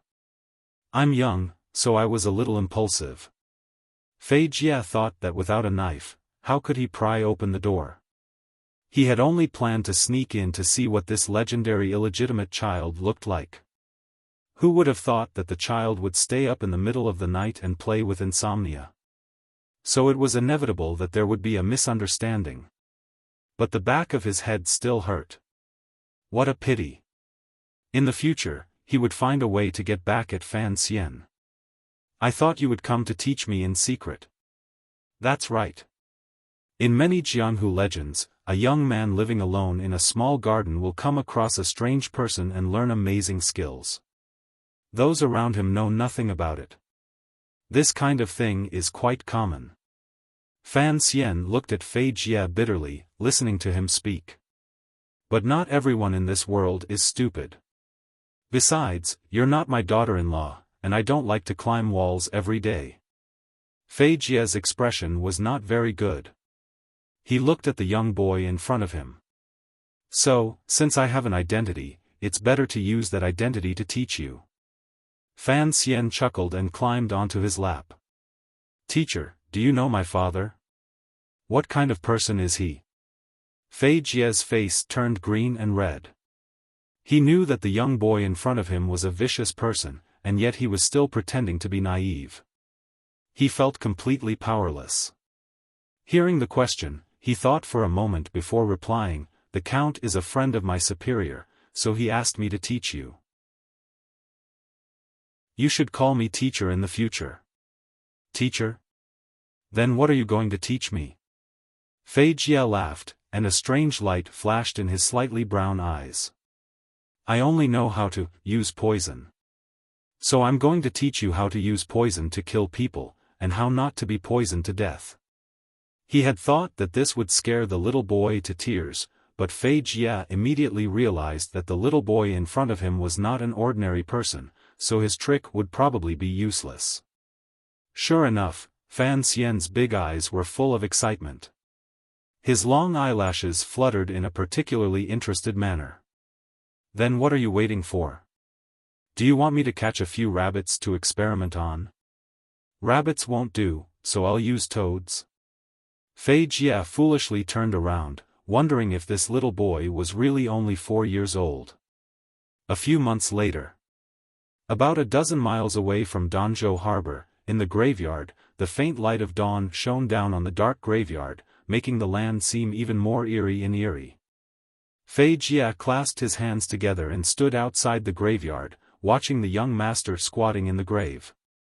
His eyebrows trembled slightly.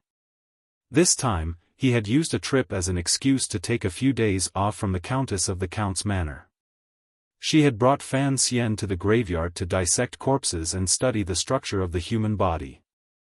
Although he knew that Fan Xian was different from the average little boy, Fei Jie saw that it only took Fan Xian a short while to get used to the gloomy atmosphere of the graveyard. He quickly steadied his mind and began dissecting the corpses in the graveyard according to what he had learned in the past month. Fei Jie himself was shocked. He had always been a professional in dealing with corpses, but he had never seen a 4-year-old boy who could face a corpse so calmly. There was a foul stench in the graveyard. A beautiful and clean little boy wearing a large mask was using his small hands to pull out a ball of sticky intestines from a half-decomposed corpse. It was a horrifying scene. Fan Xian felt that his second life was just as miserable. Chapter 9. Fan Xian took off his mask and washed his hands with clean water.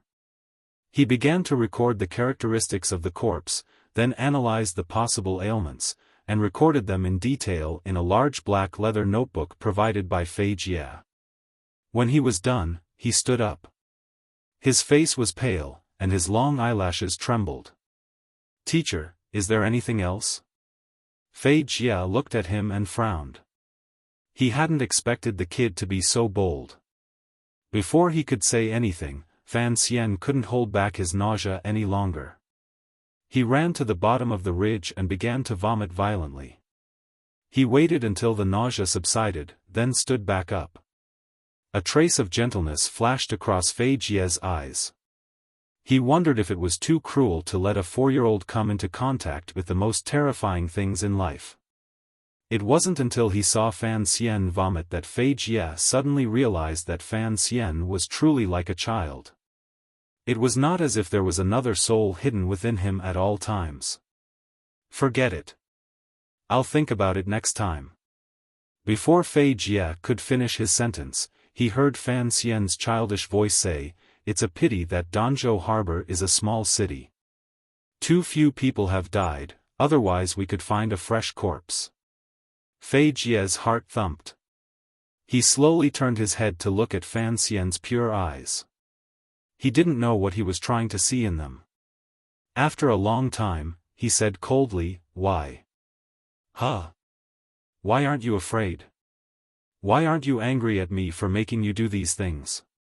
Fei Jie was puzzled. He frowned and looked at the little boy. Fan Xian lowered his head and said respectfully, "Because you told me to poison someone so that I could observe and learn. I'm afraid, so I'd rather dig up a corpse."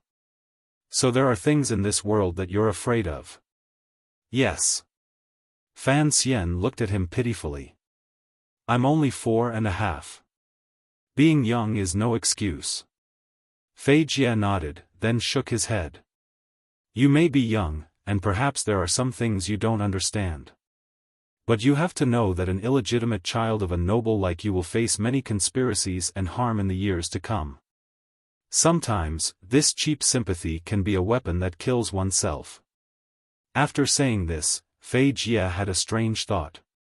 Perhaps everything he said could be understood by the child in front of him. At this moment, the morning light suddenly shone into Fan Xian's half-raised eyes, reflecting a strange luster. Fei Jie's heart trembled. He felt that the little boy's eyes were extremely demonic. He had used poison to kill countless people in his life. During the northern expedition of the late emperor, the poison he concocted killed at least tens of thousands of soldiers of the Northern Wei Kingdom. In terms of crimes, he was destined to go to hell. But why was it that when he looked at the cute little guy in front of him, he couldn't help but feel afraid? After tidying up the tomb, the strange master and disciple began to follow the source of the light to the east. Along the way, Fei Jie suddenly asked, "You must be very curious." "Yes." Fan Xian grunted through his nose, and there was a hint of shyness in his sweet smile. "Teacher is very attentive to me." Fei Jie did not expect the child to give an irrelevant answer. He smiled bitterly and said, "You can still laugh at this time. I really doubt your nerves and the maturity of your brain. Laughing is better than crying." "That's true." Fei Jie's gaze turned to the faintly discernible city walls in the distance. He frowned. "Your father's family property in the capital is very large. In the future, there will be many who will compete with you for the family property. So you must become stronger and learn more." Fan Xian said nothing, but he was calculating in his heart. He had always heard that his father, Count Sinan, was trusted by His Majesty. That was why he had stayed in the capital instead of being sent elsewhere. The year before last, there had been political turmoil in the capital. Who knew how many princes and nobles had died in that coup? In the end, His Majesty had firmly controlled the situation and massacred countless noble families. Although his father was also a noble, he had miraculously maintained His Majesty's trust in him, and his position as an official had only grown higher and higher. But Fan Xian still could not understand what kind of family property could cause his own death. It could cause his father to invite the most terrifying people in the capital, the Overwatch Council, to act as his teacher. I understand. In the future, there will certainly be people who want to kill me. That's why teacher taught me to use poison. He was actually afraid that I would be poisoned to death. That's right. There are many ways to kill, but the most convenient, and also the least likely to attract attention, is to use poison. Fei Jia placed his hand on the top of Fan Xian's head and gently stroked it. My task is to teach you these things within a year, so that in the future, no one will be able to poison your food and kill you. Why now? Weren't you afraid that someone would poison me years ago? There were some questions that had to be asked clearly, so Fan Xian continued to ask questions, regardless of his fear of letting Fei Jia sense that he was mature beyond his years. Fei Jia smiled, but there was something sinister about it. Because last month, Count Sinan's concubine gave birth to a son, which means that you have a competitor for the count's estate. And that concubine just so happens to be connected to some people in the Overwatch Council. Your father is worried that something might happen to you, but it would be inconvenient for him to send someone to protect you for a long period of time. That would only make it easier for you to surface. That's why he arranged for me to teach you. Fan Xian noticed that Fei Jia used two titles, Count Sinan and Father. I'm illegitimate. Fan Xian smiled sweetly. According to the laws of this country, I shouldn't have the right to inherit my father's title. Concubine shouldn't be too worried about me. In this world, what can be said with certainty? Fei Jia replied casually. Although Sir Wu has been secretly protecting you, he can't be your nanny. The poison in your food can't kill him, but it can easily kill you. And you don't know how many people will die with you if you die. Fan Xian was more and more confused. He wondered what kind of power his father, whom he had never met, wielded in secret. It was obvious that his father had far more power and ability than a mere count could have. In the early morning light, Fei Jia held Fan Xian's little hand as they walked toward Danzhou. Their shadows, one tall and one short, stretched out on the ground. Fei Jia looked at Fan Xian's still pale face. Actually, a dead person is the least scary thing. Yes. In the future, don't use that kind of jinqi to control your emotions. If you can't properly vent your emotions, even if your internal tyrannical jinqi is cultivated to its peak, you'll only become a murderous monster. Yes.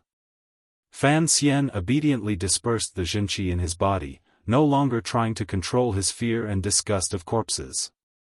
At that moment, Fei Jia suddenly said, "There's still a piece of rotten intestine in your sleeve. Are you going to braise it at home?" Ah! A child's scream and the sinister laughter of a bad teacher came from the quiet countryside. Chapter 10. In the following year, the young Fan Xian began to learn everything he could about poisons from Fei Jia, who had come from the capital. Occasionally, he would leave the city, traverse mountains and ravines in search of botanical poisons such as strychnine and Barbados nuts. He also tasted all sorts of fungi, and suffered from stomach aches countless times. Were it not for the poison grandmaster at his side, he would have long since gone to the underworld. Of course, in order to further his studies, under Fei Jia's guidance, Count Sinan's illegitimate son had already committed numerous murders. Countless white rabbits with short tails and scurrying toads were buried under his delicate hands. That year, Fan Xian was 5 years old. Strangely, after Fei Jia's arrival in Danzhou, Wu Zhu, who lived in the grocery store, no longer deliberately avoided Fan Xian. At least, whenever Fan Xian snuck into the grocery store to drink alcohol that no child could drink, Wuxia would always make him a few side dishes to eat. Fan Xian sometimes found it strange. Wuxia was his mother's servant, so why didn't he even care that he drank? Fan Xian knew that his mother was no ordinary person, which was why she had such a loyal and powerful servant as Wuxia. But Fan Xian wasn't sure if this blind master would always stay by his side to watch over him. Unknowingly, Fan Xian had gradually gotten used to Wuxia watching over him from a short distance away. He had gotten used to the black cloth that covered Wuxia's eyes appearing from time to time in some corner, such as under a bamboo tree in an alley, next to a tofu stall on the street, and so on. During that year, the Jinqi in Fan Xian's body had been progressing slowly, but with abnormal stability. It was nearing a certain threshold, but the tyrannical Jinqi that he could accumulate in his sleep had become somewhat unstable, making his emotions faintly restless. He knew that in this still unfamiliar world, there were many unknown dangers. At least in Count Sinan's manor in the capital, there were certainly many problems that he did not understand. And as soon as he woke up, he set a goal for himself: live well, and make progress every day. Because of this great goal, in order to preserve his life, and in order to carry out his 3 great missions in the future, he was very determined to practice. And because he had been unable to move due to his previous life's myasthenia gravis, he was suddenly able to walk freely in this life. This made Fan Xian cherish this ability even more. Every day, he would get up early in the morning to exercise, climbing high and low. He was so diligent that even Fei Jia found it terrifying. It was a pity that he could not find a way to practice magic. He was certainly more industrious than any other child, but he often comforted himself that as a young man of 20, he was certainly more industrious than the little slugs.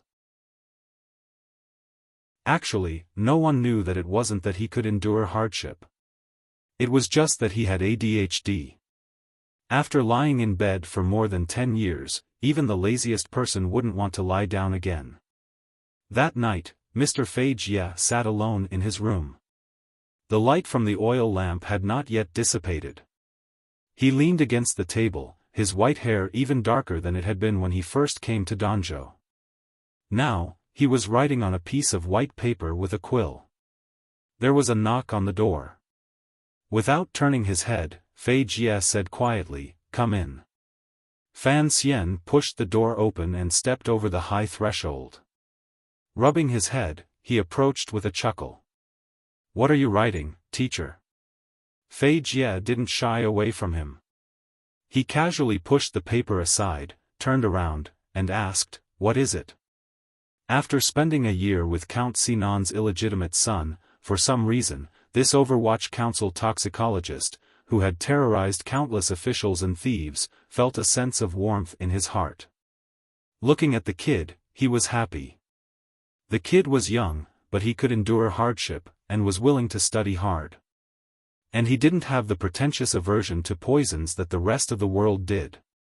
This made Fei Jia feel very comfortable.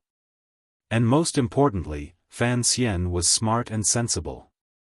Sometimes, he didn't even seem like a 5-year-old child. "Teacher." Fan Xian moved his butt to the bench with some difficulty. "I really want to know what kind of people my parents were." In fact, this was the 4th time Fan Xian had asked about Count Sinan and his mother's past in a year. But the first few times, Fei Jia had always been non-committal. "Your father was a very remarkable man," Fei Jia said. "Of course, your mother was even more remarkable." His words were useless. The Overwatch Council was a terrifying place in the country, responsible for investigating major cases, as well as major crimes committed by officials. Fei Jia was an early member of the council, and later became the head of the 3rd Bureau. He had always held a high position, and even in the capital, where there were hidden dragons and crouching tigers, he was feared.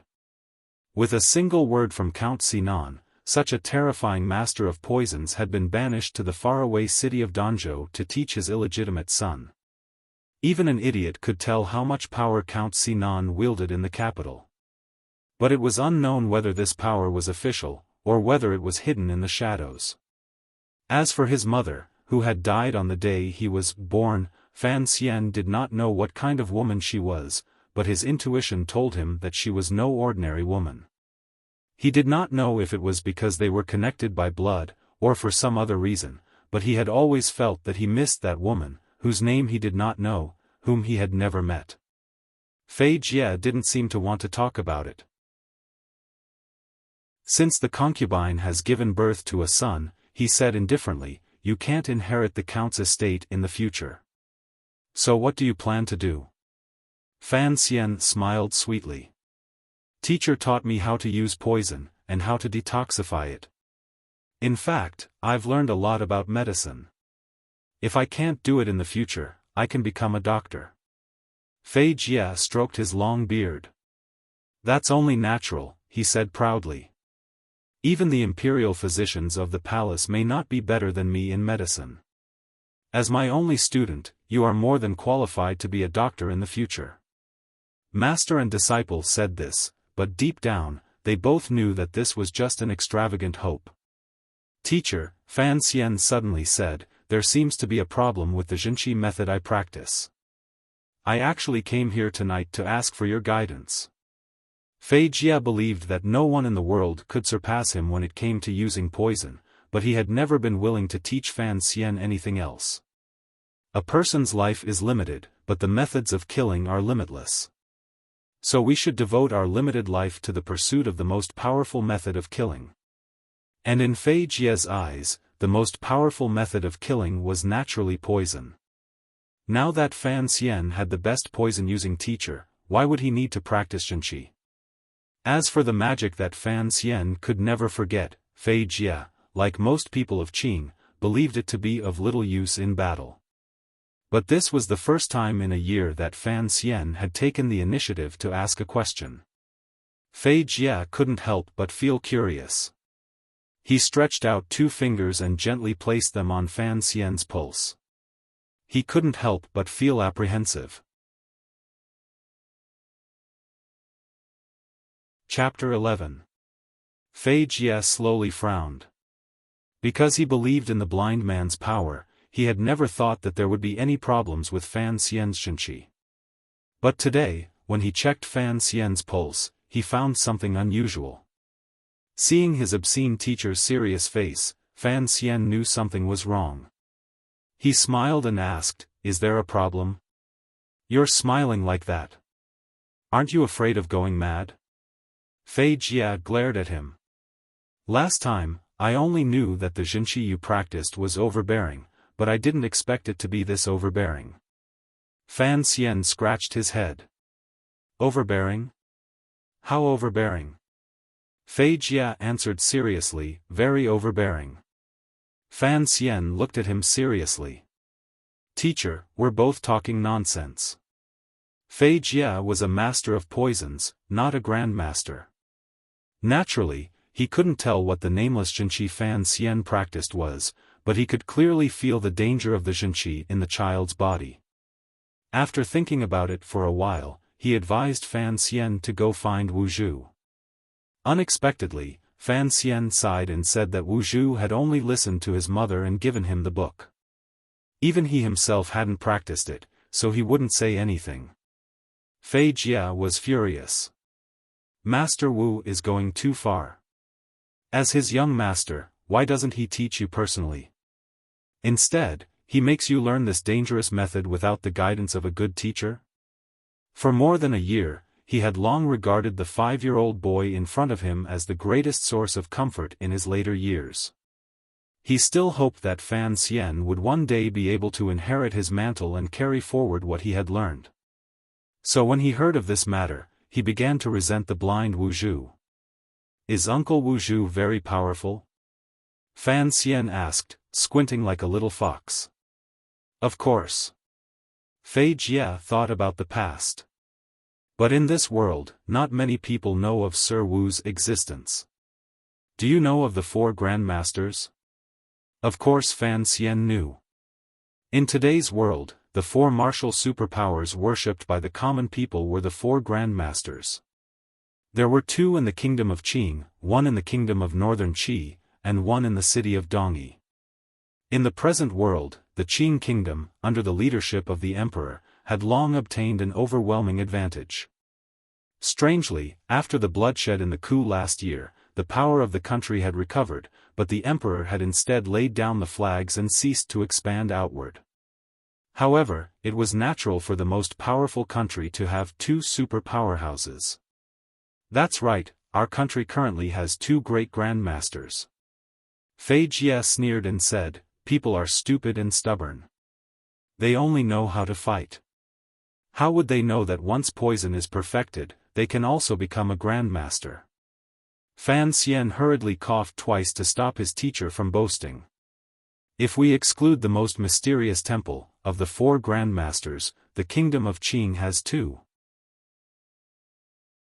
One of them is the younger brother of the teacher of the current commander of the Jingdo garrison, Yi Luyun of the Flowing Cloud Sanzhou. Fan Xian's eyes widened, thinking that this was a bit long, but the Jingdo garrison was responsible for the safety of the entire capital. It was the most important position in the world. That teacher's brother, Yi Luyun, was probably very strong. There is another expert. I heard that he is in the imperial palace, but no one has seen him. Hey, teacher, we're talking about Uncle Wu Zhu. What's the rush? Fei Jie stared at him. Yi Luyun has fought 17 duels in his life and never lost once. But when your mother first came to the capital, because she beat up Yi Luyun's nephew, who is now the commander of the Jingdo garrison, into a pig's head, Yi Luyun spread the word that he was going to make trouble for your mother. Fan Xian was dumbfounded. His mother, whom he had never met, was also an arrogant character back in the day. Fei Jie chuckled and said, but later, for some reason, Yi Luyun suddenly stopped caring about this matter. Yi Zhong even went to Taiping courtyard to serve tea to your mother and apologize. Huh? No one knows what happened. This matter has always been very mysterious. But it should be that Yi Luyun and Sir Wu Zhu fought under the palace walls. Sir Wu Zhu was your mother's servant, so it was normal for him to stand up for something like this. Fei Jie picked up the cup of tea beside him and took a sip. Who won in the end? Fan Xian's eyes were wide with curiosity.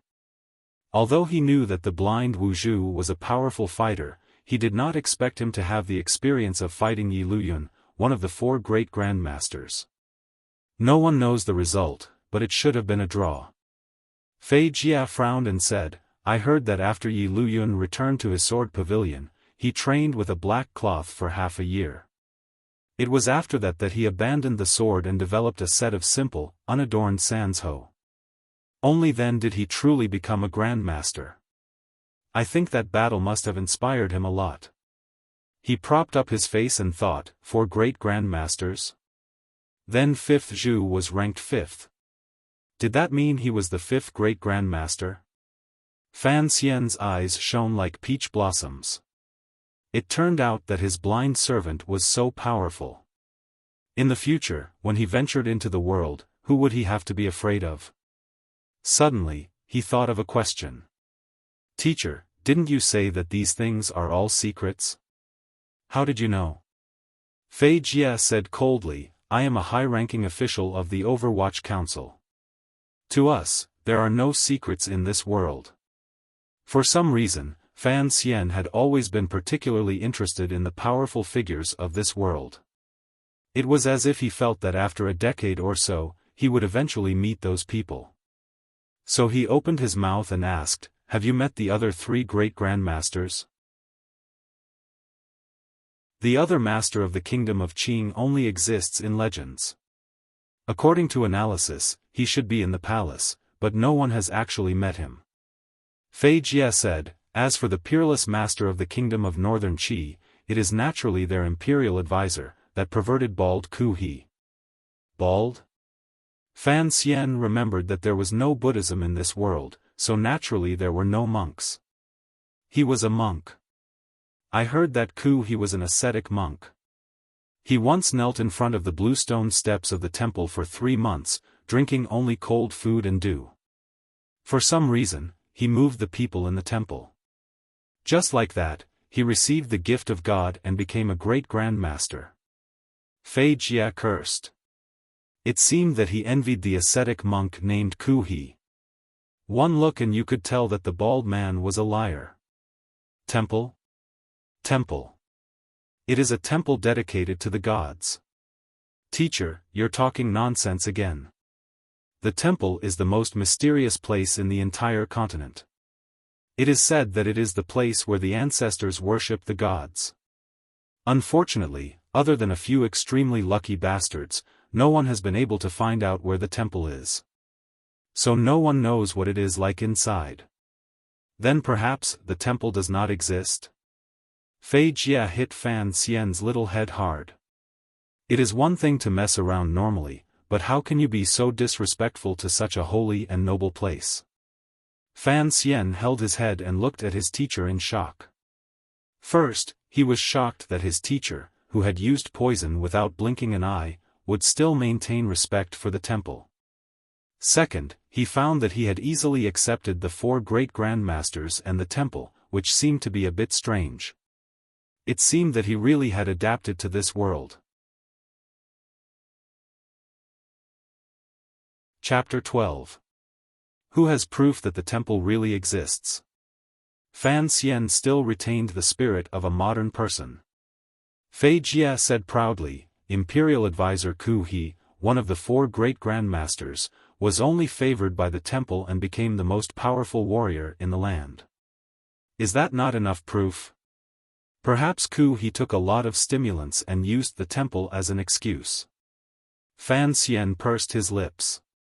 Bah, although I am very jealous of Ku He's luck, he has been worshipping the gods for decades.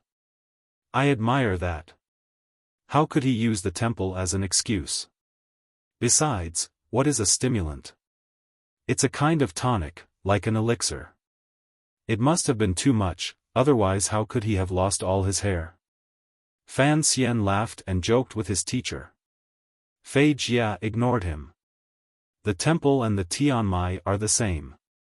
They are both things that are recorded in ancient books. The most important part of the royal worship is the worship of the temple.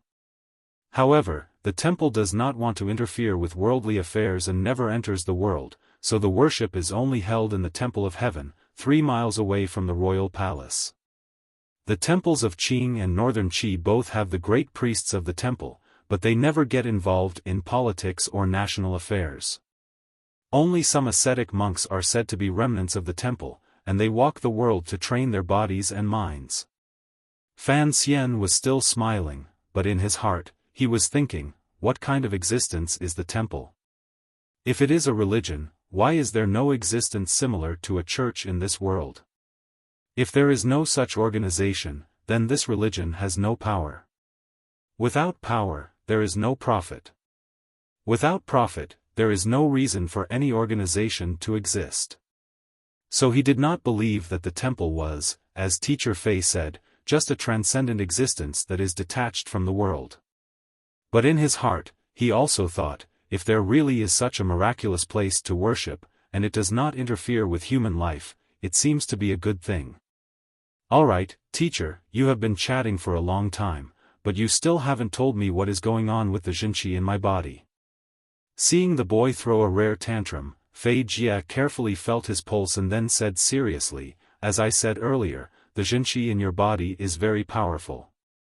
So powerful that, although you have only been training for a short time, the amount of Jinqi in your dantian and meridians far exceeds what your body can hold at your age. Is it that serious? Fan Xian's face was bitter. I have not confirmed it yet. Then you're trying to scare me in advance. I'm not trying to scare you. It's just that right now, you're like a leather bag filled with wine. The bag is only so big, and the wine inside is getting more and more. If you continue to practice like this, I'm worried that your leather bag will burst. Fan Xian had been practicing martial arts for the past few days. Other than the occasional burning pain in his waist, he had not felt anything strange. So when he heard his teacher say this, he could not help but feel a bit reluctant to believe it. He shook his head and said, "Teacher, you are calling me a good-for-nothing. I understand what you mean. Try to circulate the genuine qi in your body according to your usual cultivation method." Fei Jia frowned slightly. Fan Xian obeyed and closed his eyes. Naturally, he entered a state of cultivation. The warm mass of qi in his abdomen began to gradually expand. It followed the meridians of his body and slowly spread to his limbs. Fei Jia closed his eyes and placed his fingertips on the little fellow's wrist. After a while, he suddenly frowned and said, "Don't hold it back on purpose. You're just a 5-year-old child. Even if the genuine qi is too overbearing, it can't hurt me. It's just that your body is weak now and can't bear it." Oh. Fan Xian had indeed been controlling the strength of the genuine qi in his body, slowly releasing it from his dantian. But now that he heard his teacher's words, he thought that the little bit of genuine qi he had could not hurt this old poisonous creature. If he released too little genuine qi, it would be difficult for his teacher to detect the true symptoms. Thinking this, he closed his eyes. The nameless Xinqi formula slowly rang out in his mind. "Do not destroy the shape of the pool of flowers. Let the heavenly spring pour into your body." As he recited the formula, the genuine qi in his body seemed to have received an order. It jumped and happily ran out of his dantian. It followed the meridians of his abdomen to his back and followed a very strange path straight to his wrist. A muffled sound rang out in the study. Fei Jia suddenly opened his eyes and felt his fingers on the child's wrist being flicked by a thick stream of Xinqi. He wasn't prepared and was forcefully flung into the wall. With a muffled sound, he felt a burning sensation in his fingers and a pain in his chest. Unexpectedly, he spat out a mouthful of blood. On the other side, Fan Xian also felt a pain in his chest. He raised his head and saw Fei Jia's wretched appearance. Shocked, he hurriedly ran forward and helped his teacher up. Fei Jia waved his hand, indicating that he was fine. He climbed up from the floor and touched the bloodstain at the side of his lips. He looked at the child with a strange look in his eyes, one that he could not quite put into words. He muttered to himself, "He's only King 5 years old. How can his genuine qi be so overbearing? If you continue to train, won't the genuine qi in your body explode in the future?" Hearing his teacher curse, Fan Xian was stunned. He had not expected Fei Jia to spit out blood from the sudden disobedience of the genuine qi in his wrist. But after Fei Jia was injured, the first thing he thought of was not his own injury, but his concern for his student's safety.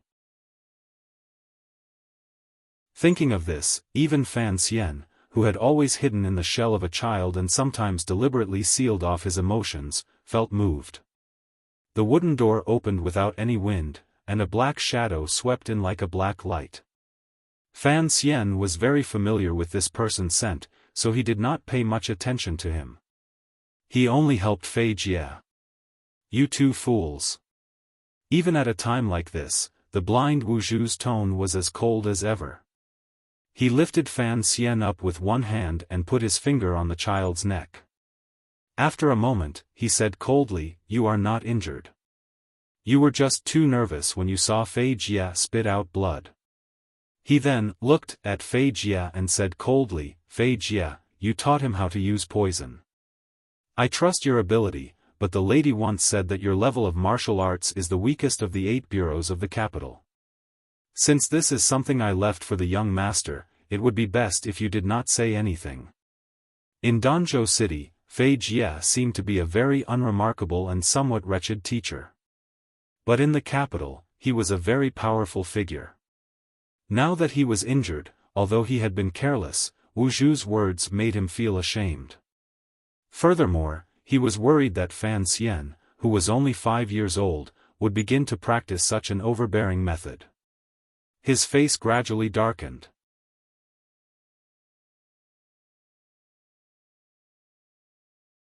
Chapter 13. Fei Jie's face darkened. Of course I have no right to question the method Master Wu Zhu taught Fan Xian. But I am curious. Why didn't you teach him yourself? After all, he is only 5 years old. Even if he is talented, as his mother's servant, you should be watching from the side in such a dangerous situation. What he said made sense. Since Wu Zhu had left this nameless Jinqi formula next to Fan Xian's swaddling clothes, he had a duty to ensure that Fan Xian would not have any problems practicing it. Fan Xian looked at Wu Zhu awkwardly, but his eyes were fixed on the black cloth that covered Wu Zhu's eyes. Wu Zhu slowly opened his mouth. I didn't leave this for the young master. The young lady left it for him. Mechanical. Fei Jie didn't want to offend this blind man, but now he had to be ruthless. Your cultivation is so high. Just a few words of advice and Fan Xian wouldn't have to practice so dangerously.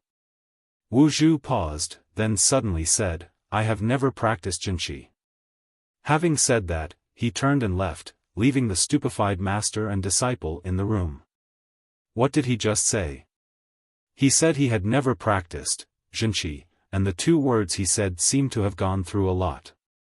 Fei Jie looked at Fan Xian, who was pretending to be mature, and he was filled with anger. He couldn't figure out where this 5-year-old kid had learned to say such dry, witty things. It is hard to imagine that someone without internal energy could fight Luyun San's Ho, one of the 4 great grandmasters, to a draw. Although Yi Luyun was still using a sword at the time, he had not mastered the San's Ho. Teacher. Fan Xian asked respectfully, can a person without internal Jinqi be as powerful as Uncle Wu Zhu? Fei Jie frowned and thought for a moment. Only if his every movement was terrifyingly precise could he use the iron rod in his hand and stab it into his opponent's vitals before they could react.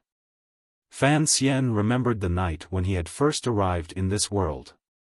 The blind young man had carried him on his back and held a dripping iron rod in his hand. However, this kind of speed and power shouldn't be something a human can achieve. Fei Jie shook his head and suddenly coughed twice. He hurriedly sat down at the desk and looked at Fan Xian seriously. Kid, if you don't have to practice this martial art, it's best if you don't.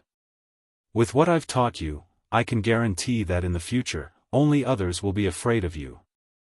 I will think about it, teacher, Fan Xian replied maturely.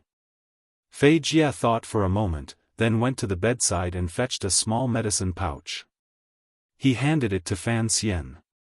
Take it. This medicine is very expensive. If in the future your training goes awry, remember to take one, and drink it with plenty of water. Fan Xian held the pouch in his hand. He knew that this medicine must be very precious. He nodded. Thank you for the medicine, master. Fei Jie smiled and looked at the child in front of him who was like a little adult. He suddenly said, Is it strange?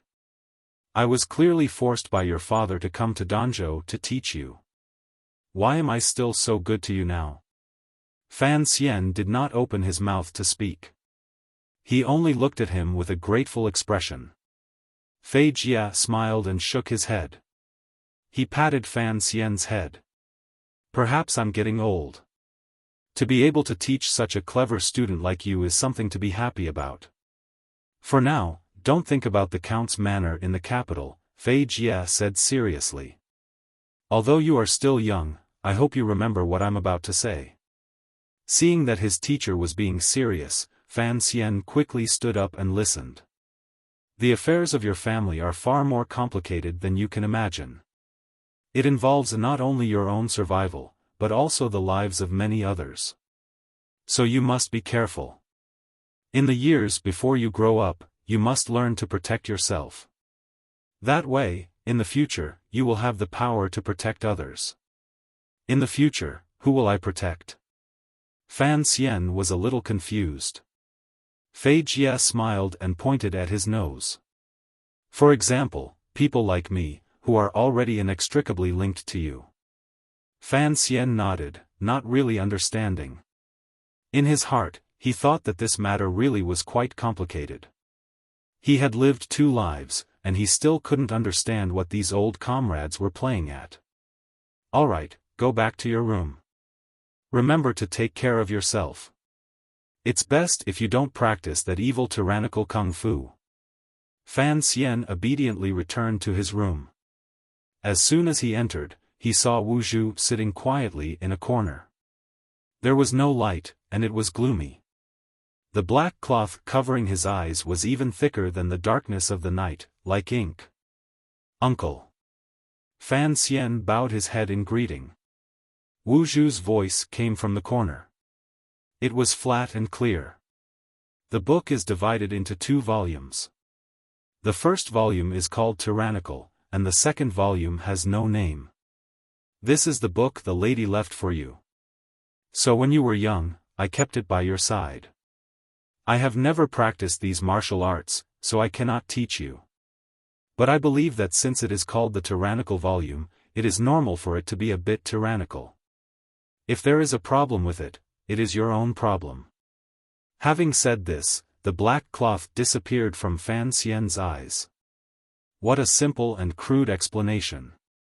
What an indifferent and strange person. Fan Xian sighed and climbed into bed. From a secret compartment, he took out the nameless book, calculating in his heart. Actually, in the process of practicing martial arts, he had discovered that after the Jinqi filled his dantian, it did not flow through his meridians as he wished. Instead, a portion of it went against the path of the virtual manner and poured directly into the snow mountain pass above his kidney. The snow mountain pass passed through the spine. Whether it was in his previous life or this one, Fan Xian knew that the nerves there led directly to the brain. It was the most important part of the human body. The slightest carelessness could cripple a person and leave him bedridden. But Fan Xian's daily afternoon naps and meditation, and the tyrannical Jinqi in his body passed through the snow mountain pass in his lower back, would become much calmer. The feeling of irritation would also disappear. Instead, he would feel completely comfortable, like eating ice cream in summer. Since he was 1, he had been practicing like this. Could it be that he had been practicing it wrong from the beginning? Fan Xian did not have the confidence to walk a crooked path on the road of martial arts in this world, but he was like a person who drank a dove to quench his thirst. He could no longer break free from the shackles of this happiness. If he stopped practicing now, the tyrannical Jinqi in his body would one day break through his stinky skin. The blind Wu Zhu said that if he could not practice it, it was Fan Xian's own problem. But now Fan Xian was thinking, to practice or not to practice, that was the real question.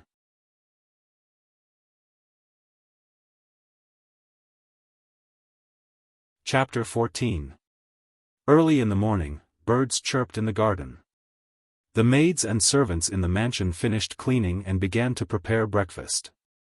Now that Count Sinan's daughter, Fan Ruoruo, had returned to the capital, there was only 1 master and a half left in the manor. After everything was done, the head maid, Donger, went to wake Fan Xian up. She was shocked to see Fan Xian, thinking that he was seriously ill.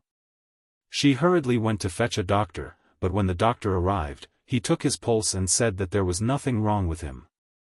It was just that he had eaten something recently that made him a little hot. He wrote a few prescriptions for him to recuperate, then took the money and left. Ever since Fei Jia had arrived at the Count's manor, the teacher, who had been a fan of ancient literature, had quietly left. As the morning breeze blew in, Fei Jia looked at the little boy in front of him, who had 2 dark circles under his eyes.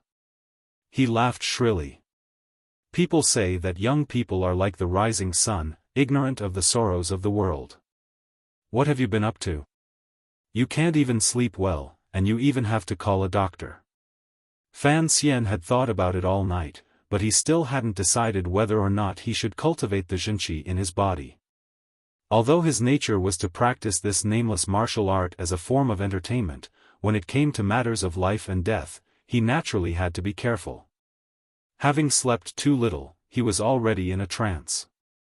When he heard Teacher Fei say that he didn't know the sorrows of the world, he unconsciously groaned. Young people don't know the sorrows of the world, and love to go up. Love to go up, and for the sake of new words, talk about sorrows. Now that he knows the sorrows of the world, he stops talking. He stops talking, only to realize that it's a cool autumn day. The study was suddenly quiet, and not a sound could be heard for a long time. Fan Xian pushed his sleepy eyelids open and yawned. "Teacher, I slept too late last night. Don't be angry." Fei Jie looked at him and unconsciously reached out to stroke his beard. Unexpectedly, he was still holding the quill in his hand, and when it struck his chin, the pain woke him up. "Just now, those words, who wrote them?" he asked. "Poor old Xin." Fan Xian didn't even think about it and directly said Xin Qiji's name. Only now did he realize what kind of mistake he had made. Seeing the green light in Fei Jie's eyes, Fan Xian stuttered, "Lao Xin is a middleman who came to the west of the city last month to collect sea salt." "Oh, it's well written. I wonder what the name of a merchant is." "Xin Qiji." Fan Xian stole a glance at him. Fei Jie's expression had already returned to normal, and the class began. Apart from the introduction to biological poisons, he also had to teach other subjects, so the teaching task was a little heavy. After lunch and returning to his bedroom, Fan Xian finally began to face that complicated question. Should he practice that overbearing and dangerous Jinqi or not? He held the yellow book in his hand and began to worry. But before that, the first thing he had to worry about was the words he had accidentally practiced in the study. "Ugly Slave" was a poem written by Xin Qiji after he was demoted. Fan Xian was very familiar with it, but he recited it casually. He had no idea how much trouble it would bring him, but he didn't know if he had fooled Fei Jie with the story he had just come up with. But judging by Fei Jie's expression, he must have believed it. The original author was a sea salt merchant. Fan Xian wasn't a clean freak, and he didn't think it was disgusting to plagiarize the works of others. In his opinion, since these poems were things that only he knew, it would be a waste if he didn't make use of them. In the first few years after he came to this world, he had enough time to think about how to survive in this world. Plagiarism, a job with a bright future, was one of his plans without hesitation, and it firmly occupied the top 3 positions of glory. When Fan Xian was thinking about this part, he kept hypnotizing himself. "I'm not yeast, I'm the disseminator of Earth's cultural heritage, the preserver, the great communitarian." But he didn't want to copy like this, not now. In his imagination, at least whatever he wrote, he had to use the names of his ancestors as his pen names. Just like today in the study. If a 5-year-old child wanted to copy, he should copy Luo Binwang's "White feather floats on green water, goose goose, goose, goose." That was so cheerful, in line with the child prodigy in his plan. And at such a young age, if he were to casually hum, "What's left to say? What a cool autumn day." That kind of phrase would no longer be a child prodigy, but a heavenly mountain maiden. He looked young on the outside, but inside, there were 365 cracks. Each crack had the 4 words, spring, summer, autumn, and winter, written on it. As Fan Xian thought about these trivial matters, he followed his biological clock, which had been as stable as a mountain, and fell into a deep sleep. In his dreams, he began to meditate and practice the Jinqi that Fei Jie saw as incomparably dangerous and tyrannical. It was from this day on that Fan Xian accepted his fate. Since sleeping was practice, then he would practice. He would think about it when he actually exploded. While Fan Xian was taking his afternoon nap, Fei Jie was in his room writing the letter he hadn't finished the night before. There were a few lines of dried handwriting on the paper, probably left over from last night. "This child is more beautiful than others, more courageous than others, more intelligent than others, more determined than others, and more mature than others." If all the 5-year-old boys in the kingdom of Qing were to stand together, he would certainly hide at the back of the crowd, but he would also be the fastest to be discovered. Judging from this year's interaction, he is the most suitable person to inherit Master's family property. It's a pity that his identity is the biggest problem. The writing ended here. It was at this point that Fan Xian began to ask him about Zhenqi. Fei Jie sighed and thought of the lines he had heard Fan Xian recite in the study that morning. He composed himself and continued to write on the paper. I want to say something, but don't stop. It's a cool autumn day. In recent years, ancient literature has been declining, and modern literature has taken over. It's hard to believe that this came from the mouth of a 5-year-old boy, and it's hard to believe that it was written by a merchant. Furthermore, when the young master replied, there was a hint of panic in his eyes. This is something I have rarely seen in our year of interaction. The biggest problem is that I have been with him every day, and I don't even know when Xian Qiji secretly met with him. At the end of the letter, he solemnly wrote, "Have the people of Dongshan Road investigate who that sea salt merchant named Xian Qiji is, and why he was in contact with the young master." Why did the young master panic because of these words? This is an urgent matter. Do it quickly. After writing his distorted signature, Fei Jie put down his pen. A few days later, the capital's Overwatch Council began to send out secret agents to search for a sea salt merchant. In the end, they found a number of illegal salt traffickers and toppled a number of high-ranking officials in the eastern part of the kingdom of Qing. The results were remarkable, but they still couldn't find the merchant named Xian. According to the rumors in the capital, Director Chen of the Overwatch Council, who was feared by the entire world, was furious because of this matter. The entire council was fined for 3 months, and the secret agents searched all over the world. God bless this world, with a pitiful man named Xian Qiji.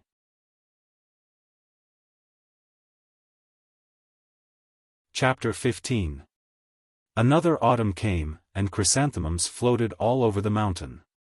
Fei Jie's teaching career in Danzhou was supposed to end in the summer, but Mr. Fei liked the air and sea breeze of Danzhou. He liked the food at Count Sinan's estate, and he really liked the child he was teaching. So he dragged it on for a few more months.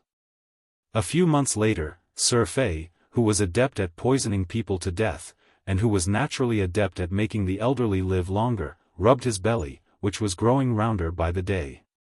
He regretfully received a letter from the capital, and reluctantly took his leave from Count Sinan's old mother. The countess knew that the teacher before her had been sent by someone from the capital. She comforted him, but did not try to keep him. She gave him a thick red envelope, thanked him, and left. On the road west of Danzhou Harbor, teacher and student were having a conversation before they parted. Why do you not listen to me when I tell you not to practice that explosive zhenqi? Teacher, at least for now, I don't see any major problems. If there are no problems, then last night when you went to the kitchen to steal some wine, why did you break the entire urn? It was an accident, Fan Xian answered, distressed. Over the past few months, the zhenqi in his body had become more and more violent, and this kind of thing happened often. It had caused little Fan Xian to not tell ghost stories in bed with the serving girls for many days, because he was afraid that when everyone was huddled together, he would make an unforgivable mistake and ruin the flower. When you learn how to use poison, you learn the most powerful killing method in the world.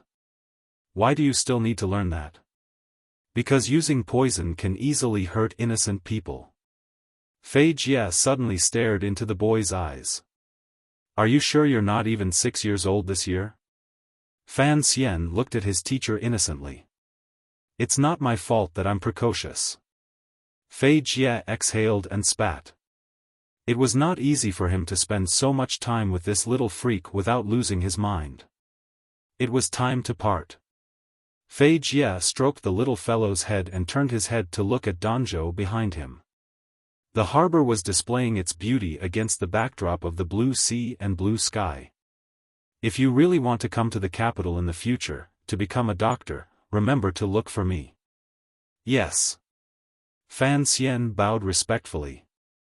He was truly grateful to the strange old man in front of him. The blind Wuxia had always been so cold. All these years, the adult soul in the child's body had found someone to talk to. Even if the other was his teacher, and his background was not simple, he was still grateful. Furthermore, after more than a year of interaction, he could feel that the old man had become more protective of him. Don't learn that Jinqi anymore, teacher, you are really long-winded. Maybe it's because he's too old? Fei Jia rubbed Fan Xian's soft black hand on his head with one hand and stroked his own messy white hair with the other. However, that true qi is indeed useless. It's too powerful and uncontrollable. Fei Jia did not give up. That sword-wielding monster in Dongyi owes me a favor. If you are willing, I can introduce you to him as a student. Fan Xian sucked in a cold breath and said, You're talking about the sword saint of Dongyi? That's right, Fei Jia said temptingly. One of the 4 grandmasters. No matter what you practice is better than what you practice. Fan Xian was interested in something else. Teacher, how did you know him? Oh, when he was 8, his father invited me to treat him. TSK, that monster was clearly an idiot. All he could do was hug a tree branch and stare blankly. I casually treated him, and after a few years, I heard that he actually learned the Sigu swordsmanship and became a grandmaster. Fan Xian looked at him with disdain. Casually treated him? Let's not talk about you swindling medical fees, just the fact that you almost killed a future peerless master is enough to make you look down on. Feigning anger, Fei Jia strode toward the carriage in the distance. As he walked, he said, I've taught you the basics of biological poisons and the basics of related knowledge. But there is one most important thing I haven't told you yet. Fan Xian scampered along, his calves like wind and fire wheels. He followed behind his teacher. What is it? Detoxification is not difficult, nor is concocting the poison. The most difficult thing is to poison it. Fei Jia walked on without turning his head. Fan Xian stopped in his tracks, thinking carefully about what Fei Jia had just said. Having studied poison with Fei Jia for a year, he knew how difficult it was to find a colorless, odorless, and tasteless poison in this world. So the key was the word poison. Fan Xian suddenly laughed shyly. He wasn't going to become an assassin, nor was he going to the palace to poison the emperor. What was the point of worrying about such things? He just had to make sure that Count Sinan's concubine in the capital couldn't find someone to poison him. After following Fei Jia for a year, he was confident. Fan Xian watched the carriage slowly move away, dust rising as it slowly landed by the roadside. He bowed to the carriage on the road. He knew that the perverted old man in the carriage must have been very reluctant to come to Danzhou. But over the past year, Fan Xian had followed him everywhere to dig up corpses and cut frog legs. He couldn't help but be infected with some of the old man's dark aura, and felt that he could be considered a friend despite the difference in age. Fan Xian couldn't help but feel a little sad when he left like this. Teacher Fei Jia is really a good person, but he's a little pitiful. For a long time after that, Fan Xian couldn't get used to it. Normally, when young noblemen were his age, they would gather friends to learn and have fun. Although Fan Xian was the only noble in Danzhou port, he could still find many playmates who were close to his age. However, Fan Xian knew that after he ended the story club, he could no longer hang out with his peers anymore. Because his mental age was much older than the other parties, he felt like he was taking care of a child when he was with those children. Not everyone was willing to be the king of children to satisfy their petty desire for power. Even in the original world, there were not many men who would be willing to go to kindergarten to be a teacher. This was the same logic.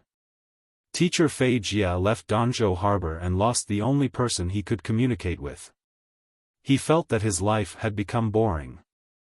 He stood in front of the count's mansion, watching the people coming and going on the road. He felt a little lonely, not knowing what he would do in the future, nestled in the body of a little child. He thought about the wonderful things he had fantasized about when he first woke up, and couldn't help but laugh at himself. In his previous life, he had spent most of his time in a sickbed, and his ability level made his transmigration seem particularly pitiful. But he had thought that he was more capable than the people of this world, such as being able to make a few bars of soap, make a few ugly glasses, and come up with a few simple ideas that would bring him many benefits. But when Fan Xian found out that soap and glass had long existed in this world, Fei Jia had left Danzhou harbor in a four-wheeled carriage. When he found out that the horse of the guard next to the carriage had a saddle and stirrup, he felt a sense of failure and began to sigh.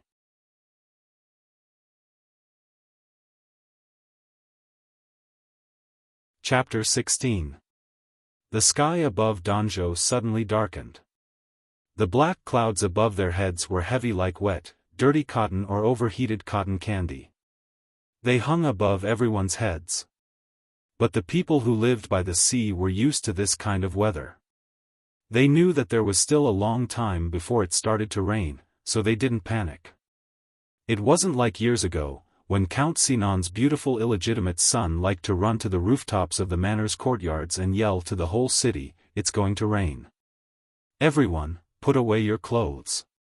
Young Master Fan, why don't you tell everyone to put away their clothes?"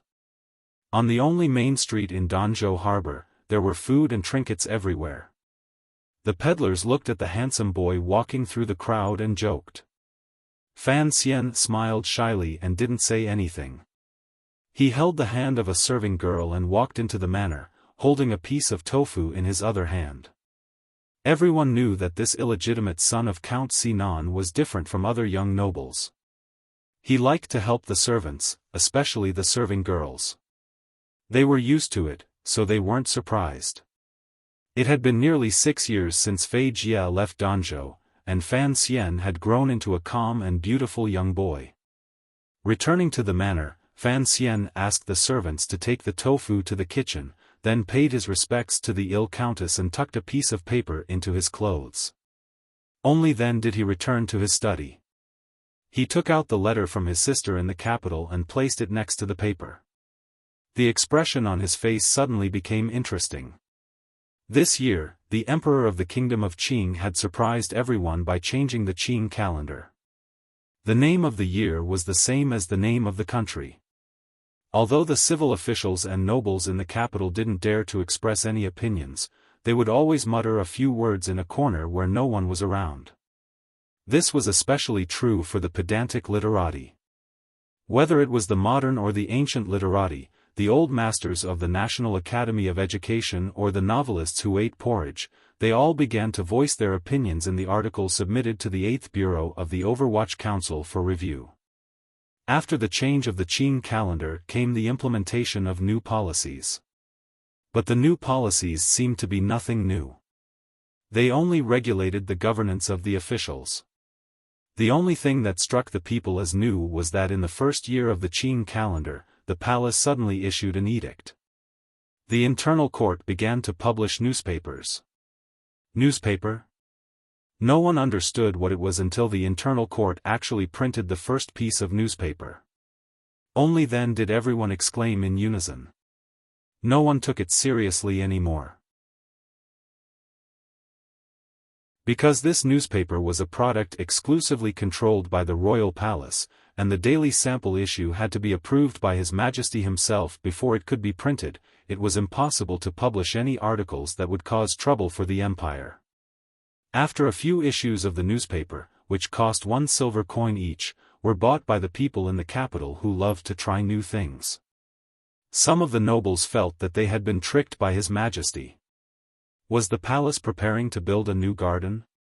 There was nothing of value on that thin piece of paper. It only wrote about various places of interest and biographies of people from the previous dynasty. On the side that took up the largest space, there were flower-like borders printed around it. They recorded the private lives of many officials in Jingdo, such as how the head of the military council was brutally beaten by his fierce wife, why the commander of the Jingdo garrison was missing a front tooth, and so on. There was also some gossip involving neighboring northern Qi and Dongyi, but the officials of the Qin kingdom only paid attention to their own matters. In the beginning, they could laugh and laugh. Later, when it was their turn, they knew the taste of losing face. They had wanted to make trouble for the newspaper, but the emperor was behind them, so they could only reluctantly give up. The newspaper had a small print run. There were only 2 copies in all of Danzhou. One of them was for the count's estate. When Fan Xian stole the newspaper that the servants were talking about from his grandmother's room and hurriedly scanned it, he was unable to control the expression on his face.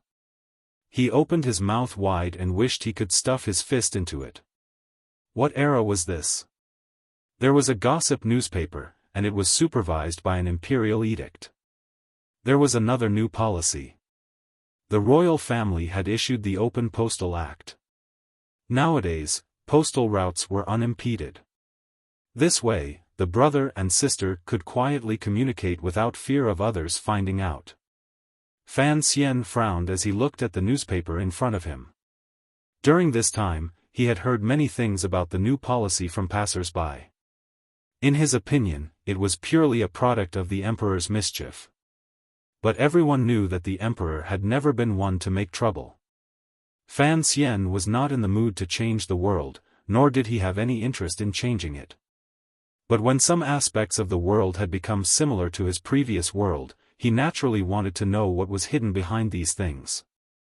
After this awkward thought process, he still couldn't figure it out. He smiled bitterly and pushed the newspaper aside. He thought to himself, could it be that there's another person in this world who has traveled through time, and one who is especially ambitious?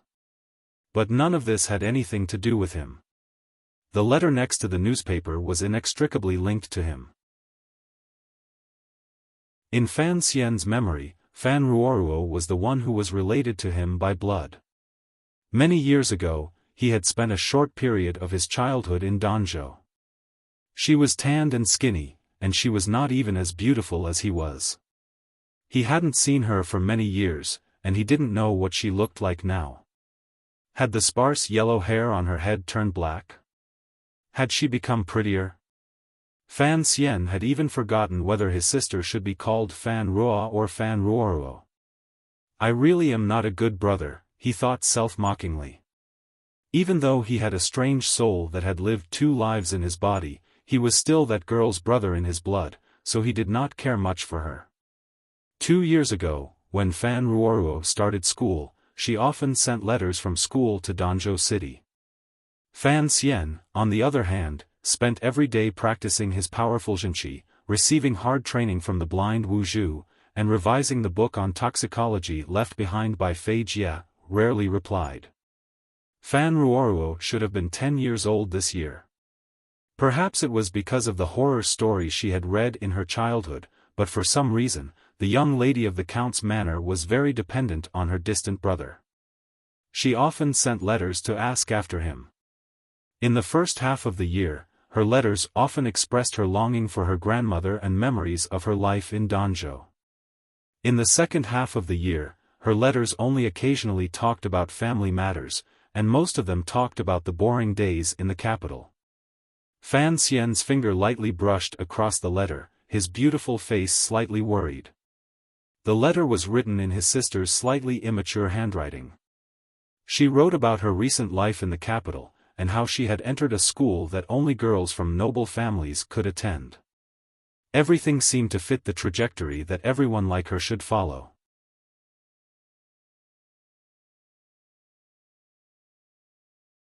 Chapter 17. But between the lines of the letter, there was always a hint of worry that did not match Fan Ruoruo's age. Thinking about it, the concubine who had given birth to a son had become more and more arrogant after the death of the first lady. The little girl was alone in the capital, and Count Sinan was busy with official business. Perhaps there were some problems with her life. Fan Xian picked up his brush and dipped it in ink. After a moment's thought, he began to write. In the letter, he was very vague. He wanted his sister to spend more time with Count Sinan, and to appear weak and lovely in front of their father. She should never complain, but she should occasionally show her hidden bitterness. The second step was to show off her strength in front of the concubine and her arrogant younger brother. As the saying goes, a kind person can be bullied. If you don't want to be bullied, you have to at least show that you have the will to resist. The third step was to treat the servants in the family better, especially Count Sinan's aides. She had to look at the uncle with pure, innocent eyes, and look at him with idle admiration. After that, she had to offend the current mistress of the capital, suffer a little, and then find a way to let the master know. Any man would have an inexplicable desire to protect someone, especially his own daughter.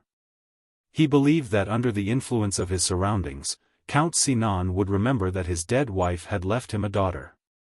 But this kind of family strategy needed to be mastered.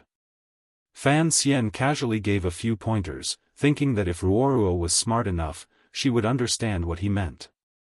But he didn't know if these tricks, which he had learned from the romance novels of his previous life, would be useful. He waited anxiously for a reply, afraid that his blind suggestions would bring trouble to the 11-year-old girl. After 2 months, Fan Ruoruo's reply came.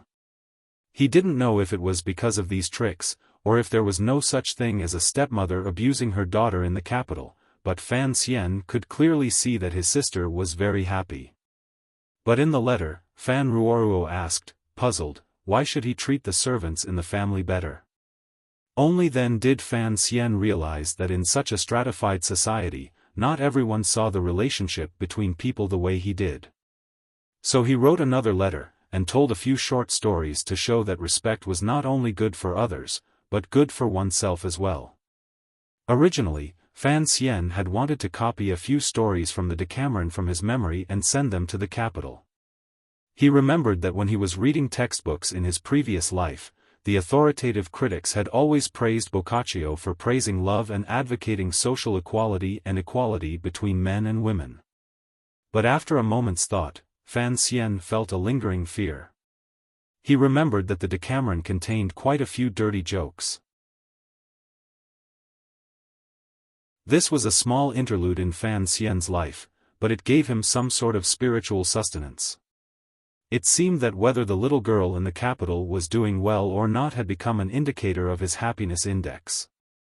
Although Fan Ruoruo, who was far away in the capital, was young, she could feel from these letters that her brother, who was far away in Danzhou, was different from other children. This pair of brother and sister, whose mental ages differed greatly, continued to write to each other. It was clear that Fan Xian had influenced Ruoruo quite a bit. The way she spoke in her letters was much more mature than the average young girl, and her view of the world had begun to change slightly. There were kites in spring, fish in summer, blue birds in autumn, and geese in winter. Letters came and went, and the days passed just like that. Every time Fan Xian wrote to Ruoruo, he would smile bitterly and shake his head. His arm had not been well for the past few years. It was either swollen or painful, as if it was being pricked by needles. Sometimes he could not lift his right hand, so he had to write with his left. When Ruoruo, who was in the capital, received the letters, she would marvel at her brother's carefulness, changing his handwriting from one letter to the next. All of this stemmed from that night 6 years ago. After Elder Fei left, little Fan Xian was lonely. One night, he snuck out of the dog hole and arrived outside the strange grocery store that was often closed. He found the back door, took out the key from the thick grass at the bottom of the stone steps, and opened the door. The grocery store was pitch black until Fan Xian arrived at the back door, where a weak oil lamp was lit. Little Fan Xian sniffed, and easily found the millet wine that Wuxia had prepared for him. He smiled sweetly, picked up a bowl, and began to drink. Wuxia did not drink, and Fan Xian had never even seen him eat, so he was used to it. However, this scene inevitably looked a little absurd. A 6-year-old boy was actually drinking like a heroic ranger in the world. No matter who saw it, they would think that their eyes were playing tricks on them. But Wu Zhu allowed Fan Xian to drink as he pleased, never showing any intention of stopping him. He even began to prepare a few cold dishes for Fan Xian to accompany his drink. Although he was drinking millet wine, drinking too much would still make him feel a little dizzy.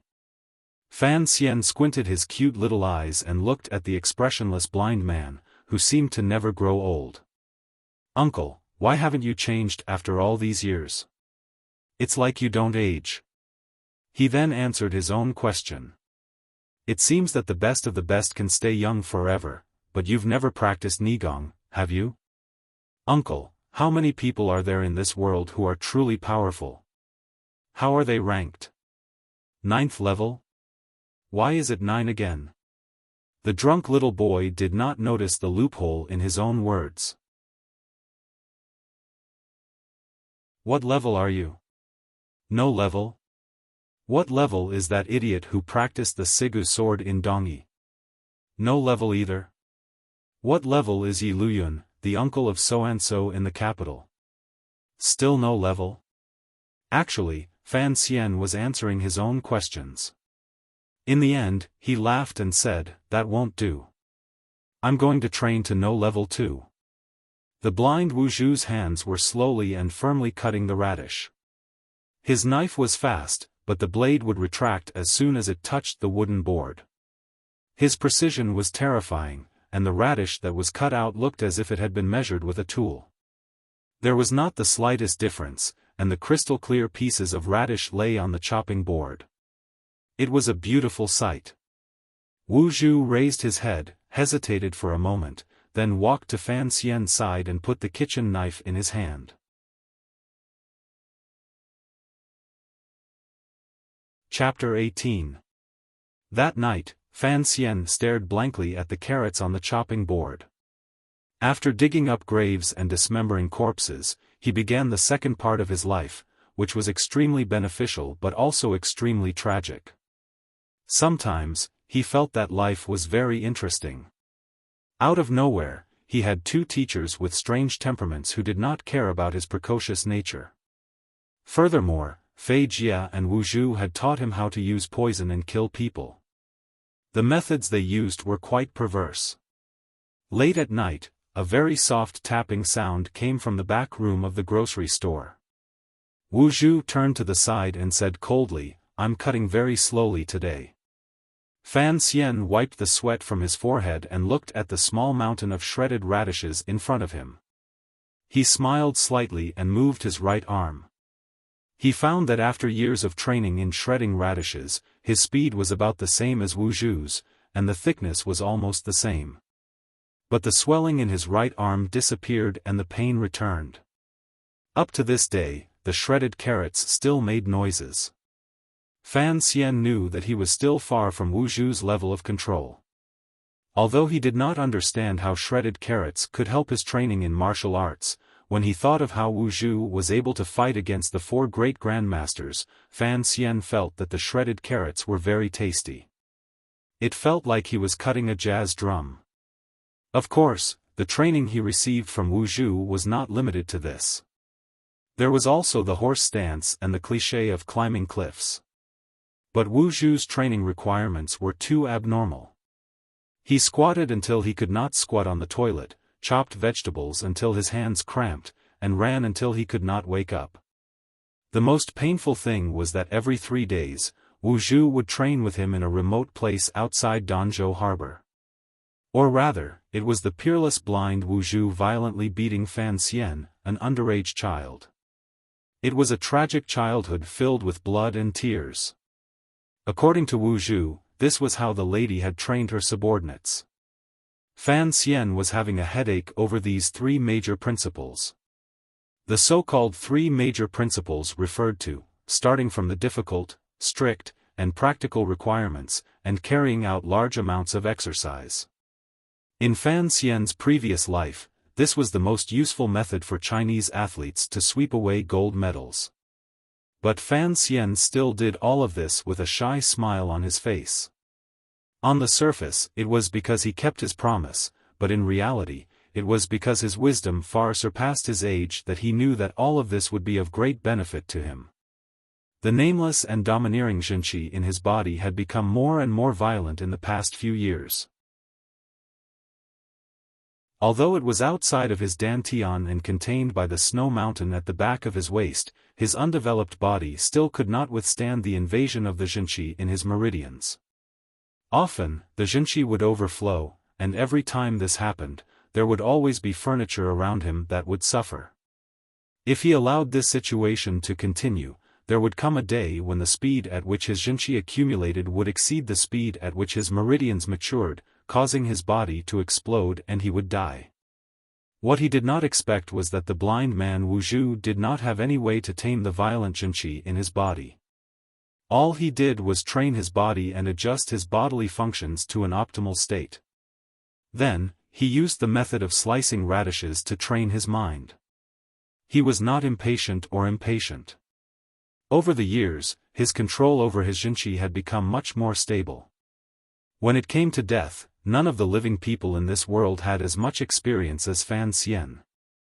Thus, no one was more afraid of death than him and treasured life more. So when he found out that Wuxia's training was very helpful in helping him overcome the side effects of the tyrannical scroll, he quietly persevered. Fan Xian thought about it later, and understood the hidden meaning behind Wuxia's actions. If the Jinqi was a fire, and he was the furnace, then training his muscles was the same as building a sturdy furnace. Training his mind and spirit was the same as opening a small hole in the furnace, effectively controlling the strength of the fire. As for being hammered by Wuxia every day, Fan Xian could only explain it to himself. This was the 3 aspects and 1 great part of the 3 aspects and 1 great. But, it really hurt. Early in the morning, Fan Xian woke up in bed. He rubbed his numb eyes and climbed out of bed. He jumped into the servant girl's blanket and sniffed the lingering fragrance of her body. He pursed his lips and was very satisfied. The servant girl, Cici, was combing her hair. Noticing that he had woken up, she smiled and walked over to her bed. She pulled out the boy, who was twisting her blanket like an octopus. She didn't have time to comb her hair, so she just gathered it up and got up to prepare hot water for a morning bath. Fan Xian climbed out of the blanket and sat down on the cotton pillow he had made for Cici. He lifted up his pants and looked inside. He was reciting his favorite drinking game from his previous life, before the onset of the disease. He used his right hand to gesture rock paper scissors. Who's lewd? I'm lewd. Who's lewd? You're lewd.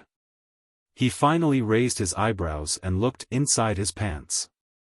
I'm lewd, he said to himself. You don't have the ability to be lewd. Having been in this world for many years, Fan Xian had long since gotten used to this kind of decadent lifestyle. He yawned as he waited for the servant girl to return.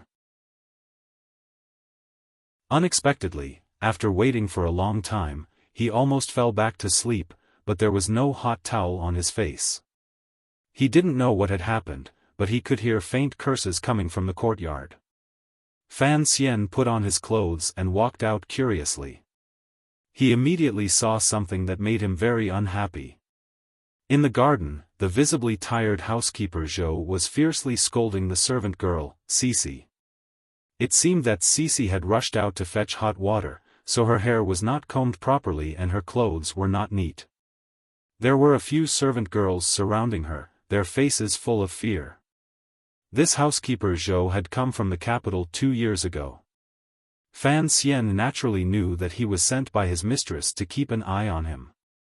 But over the past year, the housekeeper had behaved himself, and Fan Xian had been secretly watching him. He hadn't seen him do anything, so he had always let him be. But today, the housekeeper was scolding his own servant girl. This made Fan Xian very unhappy. He was a very protective person. He narrowed his eyes and walked over to the housekeeper. But for some reason, the housekeeper was particularly stubborn today. He insisted that Cici go to the backyard to be punished. Fan Xian frowned and raised his beautiful face to look at the housekeeper. He laughed. She's my servant girl. I'll take her back and keep an eye on her. His words seemed very calm, even a little weak. The servant girls around him heard something else and became afraid. They didn't know if the greatest hidden danger in Count Sinan's household, the conflict between the two rooms in the capital and Danzhou, could be suppressed.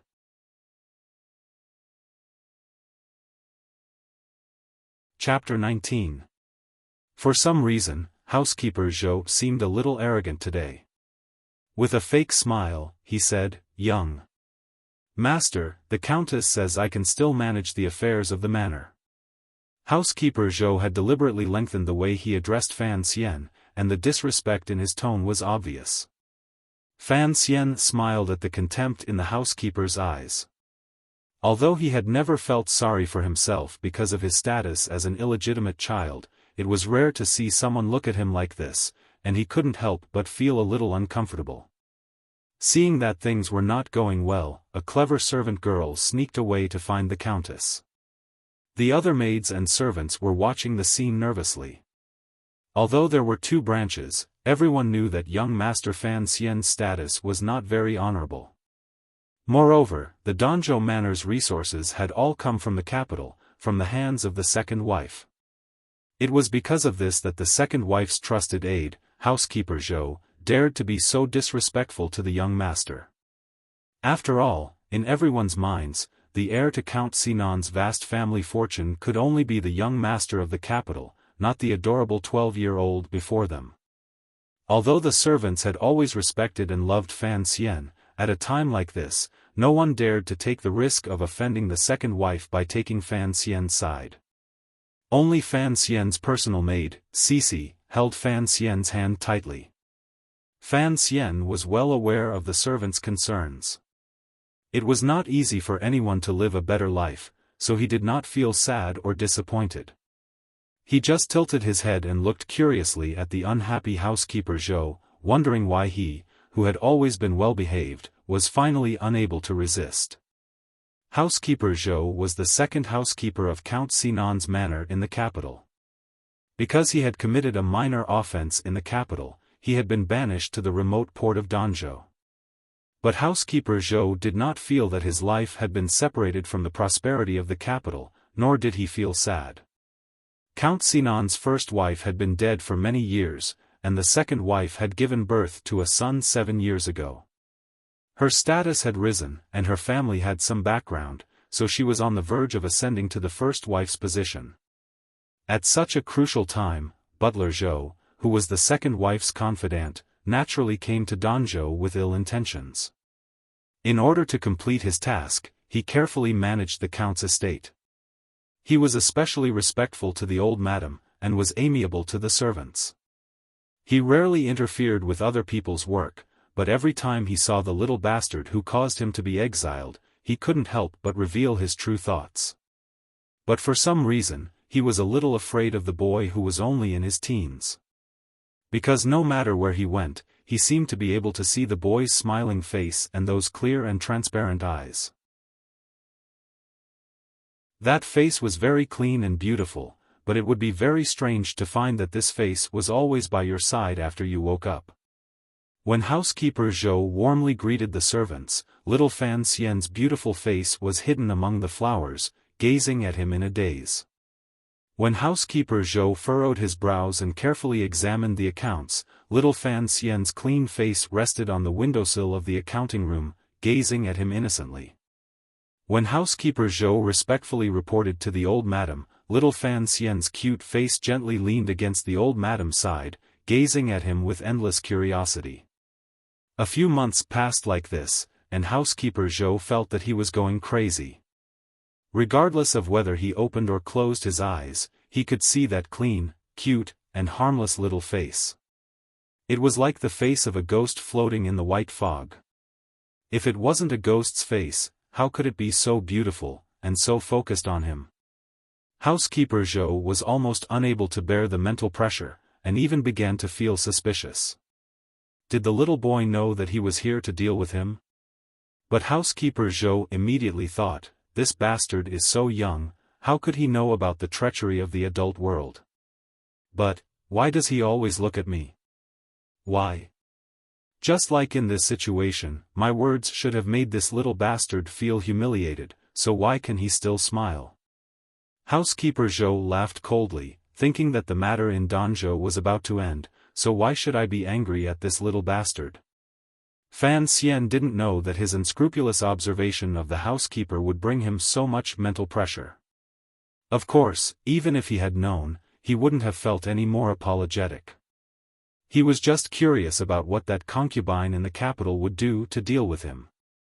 But seeing housekeeper Zhou use the excuse of teaching his servant girl a lesson to embarrass him, Fan Xian's mood had already begun to become gloomy. After hearing the words, "young master," the smile on his face began to slowly fade. "I heard that a few years ago, young master, you chased a servant girl out of the manor. That was too willful." Housekeeper Zhou didn't seem to see the young man's expression change, and continued to speak with a trace of disdain on his face. "From now on, young master is still young, so don't worry too much about the affairs of the manor." Fan Xian smiled. "Are you warning me to behave?" Housekeeper Zhou said he didn't dare, but his tone was arrogant. "How could I dare? It's just that before I came, the second mistress said that young master is still young, and that I should look after him. Aren't you afraid that I'll put on my airs as a young master and slap you in the face?" Fan Xian asked curiously. Housekeeper Zhou laughed and stroked the thin beard under his chin. "Although young master, this one lost his mother when he was young, and has few people to discipline him, but everyone knows that he has been well educated since he was young. How could he treat his servants so harshly?" He looked at the handsome young man in front of him, and laughed to himself. "A child like this actually wants to put on airs in front of me? Oh." At that moment, Fan Xian seemed to remember that he was an illegitimate child. He came to his senses and turned to leave. Although the servant girls were secretly feeling indignant for the young master, seeing that there was no conflict, they also felt relieved for Fan Xian. Holding Fan Xian's hand, Cici's eyes began to moisten. She thought that the young master was really pitiful, but she was afraid that he would be angry. She stole a glance at Fan Xian out of the corner of her eye and saw that his eyes were full of serenity. Fan Xian took Cici's hand and entered the house. He moved 2 stools to the door and let Cici sit on one, while he moved the other to the garden. The servant girls had not yet dispersed, and housekeeper Zhou was still reminiscing about his heroism. Fan Xian placed the stool in front of housekeeper Zhou. The people around him thought it was strange, and housekeeper Zhou didn't understand. Just as he was about to ask, Fan Xian had already stepped on the stool and stood on it. At that time, Fan Xian was only 12 years old, and he wasn't very tall. With the stool, he was only about as tall as housekeeper Zhou. Everyone was puzzled. They didn't know what he was doing on the stool. At that moment, they saw Fan Xian raise his right hand to his mouth and blow out 2 hot breaths, then raise it high. "What are you doing?" This sentence was still in housekeeper Zhou's mouth, but he didn't have time to spit it out. Fan Xian's little hand had already swung back and slapped forward. Slap! A crisp sound rang out. Housekeeper Zhou was slapped to the ground. A bright red handprint appeared on his face, and a trickle of blood seeped from the corner of his mouth. He was completely stunned. He had never imagined that this child would be so strong, and this child actually dared to hit him. Little Fan Xian jumped down from the stool and rubbed his wrists. He took a handkerchief from a servant girl and wiped his hands. Looking at housekeeper Zhou, who was on the ground covering his face and moaning, Fan Xian said softly, "Even a well-educated person can hit someone. Although I don't mistreat servants, I'm happy to show you what it means to be a spoiled brat."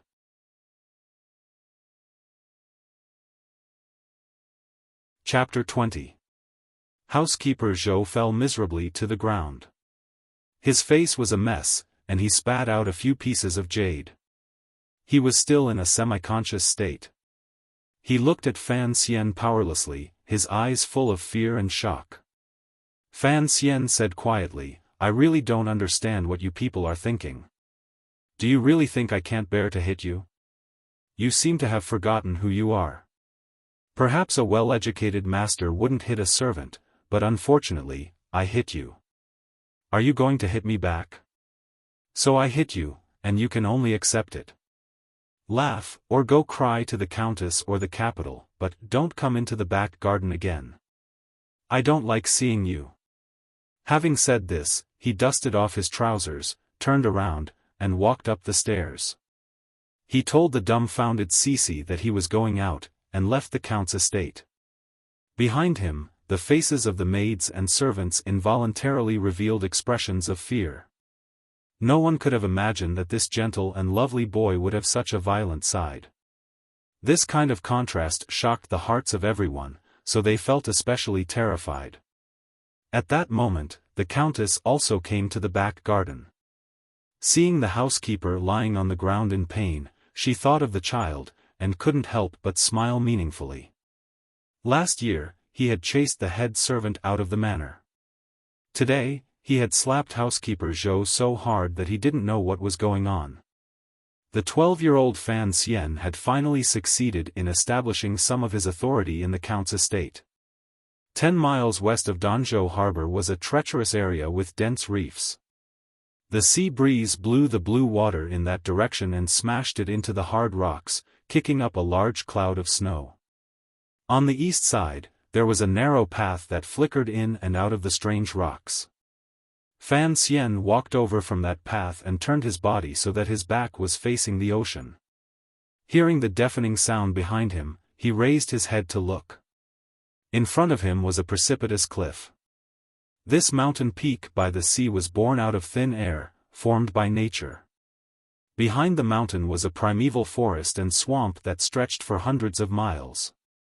It was impossible to take a detour to reach the peak. If they wanted to reach the peak, they had to climb up the cliff. Fan Xian glanced at the surface of the cliff and furrowed his brows slightly. In his mind, he immediately found the path he often climbed. However, the wind by the sea had been strong these days. Some of the rocks that had protruded out of the cliff had become loose. If he was going to climb it today, he had to be careful.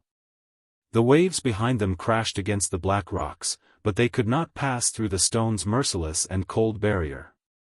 They only sent some seawater to the shallows, making the sand here much more humid than in other places. His feet were in the gravel, and the edges of his shoes were wet, making his feet uncomfortable. He took off his shoes and placed them in a clean hole at the bottom of the cliff. He found some dry sand and rubbed it on his palms, then began to adjust the zhenqi in his body. Once he was ready, he placed his right hand firmly on an inconspicuous protrusion on the cliff. Exerting a bit of force, his entire body floated into the air and climbed up lightly. He climbed very quickly, his entire body sticking close to the cliff's surface. He looked like some strange animal that was good at climbing. Every time he stretched out his hand, landed his foot, and exerted force, it seemed very gentle and free. He did not feel that he was using a lot of force. In a short while, he was almost at the top of the cliff. The sea wind around him swirled around him, blowing away the heat and sweat from his body. It made him feel very comfortable. Brother Jing probably didn't climb as fast as I did, but the blind man at the top is much more ruthless than Ma Yu. As Fan Xian climbed, he thought about what had happened in the manor's garden. He felt that things were a bit strange. The second madam's trusted housekeeper had been well behaved for over a year. Why did he make a mistake today and give Fan Xian an opportunity? The sea breeze carried moisture, so the exposed rocks were somewhat slippery. Fan Xian saw that he was about to reach the peak, and his state of mind relaxed. He was also thinking about the matters of his family, so his mind wandered for a moment. His right hand slipped, and he almost fell. It seemed dangerous, but Fan Xian did not panic. His left hand was filled with his powerful zhenqi, and his 3 fingers tightly gripped the corner of the rock that was the only thing he could use as leverage. His slightly trembling fingers seemed to be deeply embedded in the rock, and could not escape. A wooden stick stretched down from the top of his head, indicating that he should grab it. Fan Xian seemed to want to escape from the stick. Without looking, he swung his body back and pushed off the cliff's surface with the tip of his foot. His whole body borrowed the force to leap up, dangerously close to the top of the mountain. If you're not focused enough, you'll lose your life. On the edge of the cliff, Wu Zhu, dressed in coarse clothing, stood facing the sea wind. His eyes were covered by the black cloth as usual. Fan Xian ignored him and sat down cross-legged. After adjusting himself for a while, he stood up and told Wu Zhu about what had happened at the count's estate that day, as well as his own doubts. He wanted to get a definitive answer from Wu Zhu. Wu Zhu said coldly, "Do you think your slap would have made the housekeeper restrain himself?" "Yes, as long as my grandmother is on my side." Fan Xian lowered his head. Although he had not used his Jinqi just now, the great power that had been hidden in his frail body over the years was truly frightening. Most importantly, the gloomy temperament he had displayed at the time was truly frightening. "Then that's enough." Wu Zhu did not seem to like discussing this issue. "I'm just wondering why the housekeeper would cause trouble today. He has lived in Danzhou harbor with his tail between his legs for a year and a half. Under normal circumstances, there is no reason for him to reveal his true ugly side, unless he feels that he has endured too much, and something is about to happen in Danzhou. In his eyes, I am no longer a threat to the young master in the capital, so there is no need for him to deliberately curry favor with me." Fan Xian's self-deprecating smile appeared on his young face, and it looked very uncoordinated. It was really strange. If Fei Jia had some doubts and fears about Fan Xian's early maturity, then Wu Zhu did not care at all. It seemed that even if Fan Xian had become an old tree demon, as long as he was still Fan Xian, Wu Zhu would not have any reaction. Fan Xian thought that perhaps because Wu Zhu was blind, he could not see the expressions that he often revealed unintentionally, expressions that should not appear on a child's face. Wu Zhu suddenly said, "This is a small matter." Clearly, he felt that Fan Xian's analysis was too serious. "I guessed that someone would come to kill me. Is this a small matter?" Fan Xian laughed. Wu Zhu replied coldly, "Fei Jia and I have taught you so much. If you still can't handle a small matter like this, then something big has happened." Fan Xian thought for a moment and accepted this fact. He understood that Wu Zhu would not handle this matter on his behalf. "Let's begin." "Yes." After a long time, in a remote area above the cliff, Fan Xian, bare-chested, moaned pitifully, again. Just as his voice floated out of the cliff, a wooden stick came down from the sky and hit him hard on the back with a dull thud.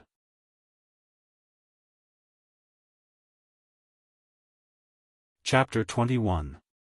At that moment, the powerful Jinqi in Fan Xian's body had already reacted on its own, covering his back in a dense layer. But the wooden stick was too fast, and before the Jinqi could react, all of its power had pierced into his back. The word pierced was used because the stick's owner's attack was like a straight line, and all of the power was concentrated at the tip of the stick.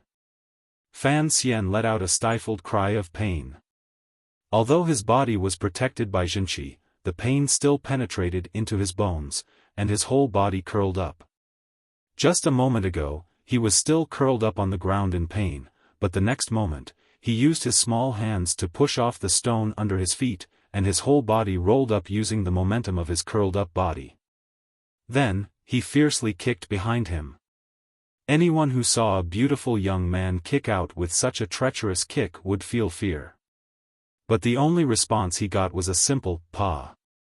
Fan Xian half-knelt on the ground, his hands rubbing his ankles. He sucked in a breath of cold air, and his eyebrows furrowed in pain. He knew that begging for mercy was useless. This was proven by his experience over the past few years. So, he just stared at the blind man standing 3 meters away and kept calculating in his heart. According to the agreement with him, as long as he hit the blind man, even if it was just the corner of his clothes, he would win. Then, he would get a month's vacation. But after being beaten up for years, Fan Xian had never been able to touch the man's body. On one hand, it was because Wu Zhu's movements were always very ghostly, silent, and fast. What was even more frightening was that his movements came without the slightest warning. It was impossible to predict his movements from the slight tilt of his shoulder or the angle of his peripheral vision. The second reason was the unremarkable wooden stick in Wu Zhu's hand. Every time Fan Xian thought of a way to get close to Wu Zhu's body, the stick would be like the claws of a demon from the netherworld, ruthlessly striking his wrists, ankles, and even his fingers. There was no breaking, only pain, unbearable pain. What puzzled Fan Xian the most was that no matter how hard he tried to muffle his own voice, Wu Zhu was still able to clearly find his position amidst the roar of the waves crashing against the rocks. The stick in his hand never missed its mark. Ayayaya. Another stick struck his wrist, and Fan Xian sang in extreme pain. He sang in a Beijing opera accent, dragging out his voice, far away from the heartless blind man. On the cliff, a nameless little yellow flower bloomed in a cowardly manner. Fan Xian lay weakly on the edge of the cliff. At this time, the sea below the cliff had already recovered its calm. Under the illumination of the sun, a golden light slowly flowed. The rocks that had been washed by the waves finally had some time alone and began to slowly dry. A few crustaceans also climbed up like little black dots. Feeling the pain on his body, he circulated his qi to examine the state of his body. He found that part of the violent jinqi had been absorbed into the snow mountain behind his waist, and the other part had been used up to resist the constant strikes of the stick. So the jinqi in his body was in a very calm state, just like the calm sea before him. He knew that resting under these circumstances would not be good for his cultivation, so he resisted the pain and climbed up with difficulty. He sat cross-legged and began to practice the method of the tyrannical scroll. Out of the corner of his eye, he glanced at Wu Zhu, who stood coldly on the edge of the cliff. The black cloth covering Wu Zhu's eyes fluttered in the sea breeze. He's really cool. He's not pretending to be cool. Fan Xian quietly commented on the blind man in his heart, and quietly said, "Uncle, be careful not to fall." Wu Zhu was such a powerful person, and naturally he would not die from falling off a cliff. Fan Xian was just speaking blindly. Don't get distracted. Wu Zhu threw down these cold words and no longer paid attention to him. Fan Xian sighed in his heart and began to calm his qi and spirit, entering a state of meditation. After an indeterminate amount of time, he awoke amidst the sea breeze and found that the sun in the sky had already shifted its position. Not far from him, Wu Zhu still maintained his steady posture. In the sea breeze, he was like a flag that would never be cut down. He stood up and found that his body had completely recovered. His jinqi had become more abundant, and the impact on his meridians had weakened. Although his muscles and ankles were still sore, after returning to the manor, he used the medicinal wine he had prepared to rub them down, and they were naturally fine.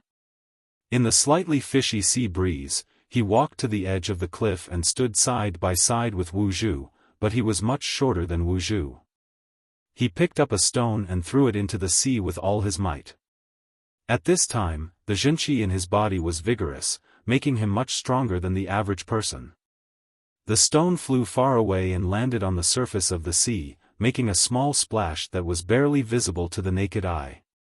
He was somewhat satisfied with his strength, thinking that even the best martial artists did not have as much arm strength as he did. Looking at the magnificent blue waves in front of him and the free birds flying in the sky, the qi in his body was drawn by the outside world. He couldn't help but feel refreshed. He spread his arms and roared at the surface of the sea. This roar was to vent his depression, to vent his nostalgia for his old world, to vent his love for this world, and to vent the feeling of a trapped beast that he had never had the courage to leave Danzhou. The capital, I will come back one day. Wuxia seemed to not hear his roar, and continued to stand there quietly. What are you going to do? Fan Xian was stunned. He realized that Wuxia, the man of few words, had finally opened his mouth to ask him. He couldn't help but smile and answer, to see what this world is really like, of course. The outside world is very dangerous, Wuxia said coldly, still not turning his head. Fan Xian shrugged his thin shoulders, looking somewhat comical. I have Uncle Wuxia to protect me, what is there to be afraid of? After I came out with the lady, I forgot some things. Wuxia's normally calm voice suddenly paused. So in this world, there are many people who can hurt me, and naturally, they can hurt you. Uncle, you are modest. Fan Xian smiled sweetly, thinking that in this still unfamiliar world, he only had one strong bodyguard. If even Wuxia wanted to be a shopkeeper who didn't have to do anything, what would he do? If I were by your side in the capital, I would bring you trouble. Fan Xian raised his head and looked at the blind Wuxia's seemingly expressionless face. He thought for a moment, then replied with some embarrassment, I will protect you. After hearing this, Wuxia finally turned his head and very seriously stared into Fan Xian's eyes. The lady also said this. Fan Xian smiled. It seemed that his shamelessness was somewhat like his mother's.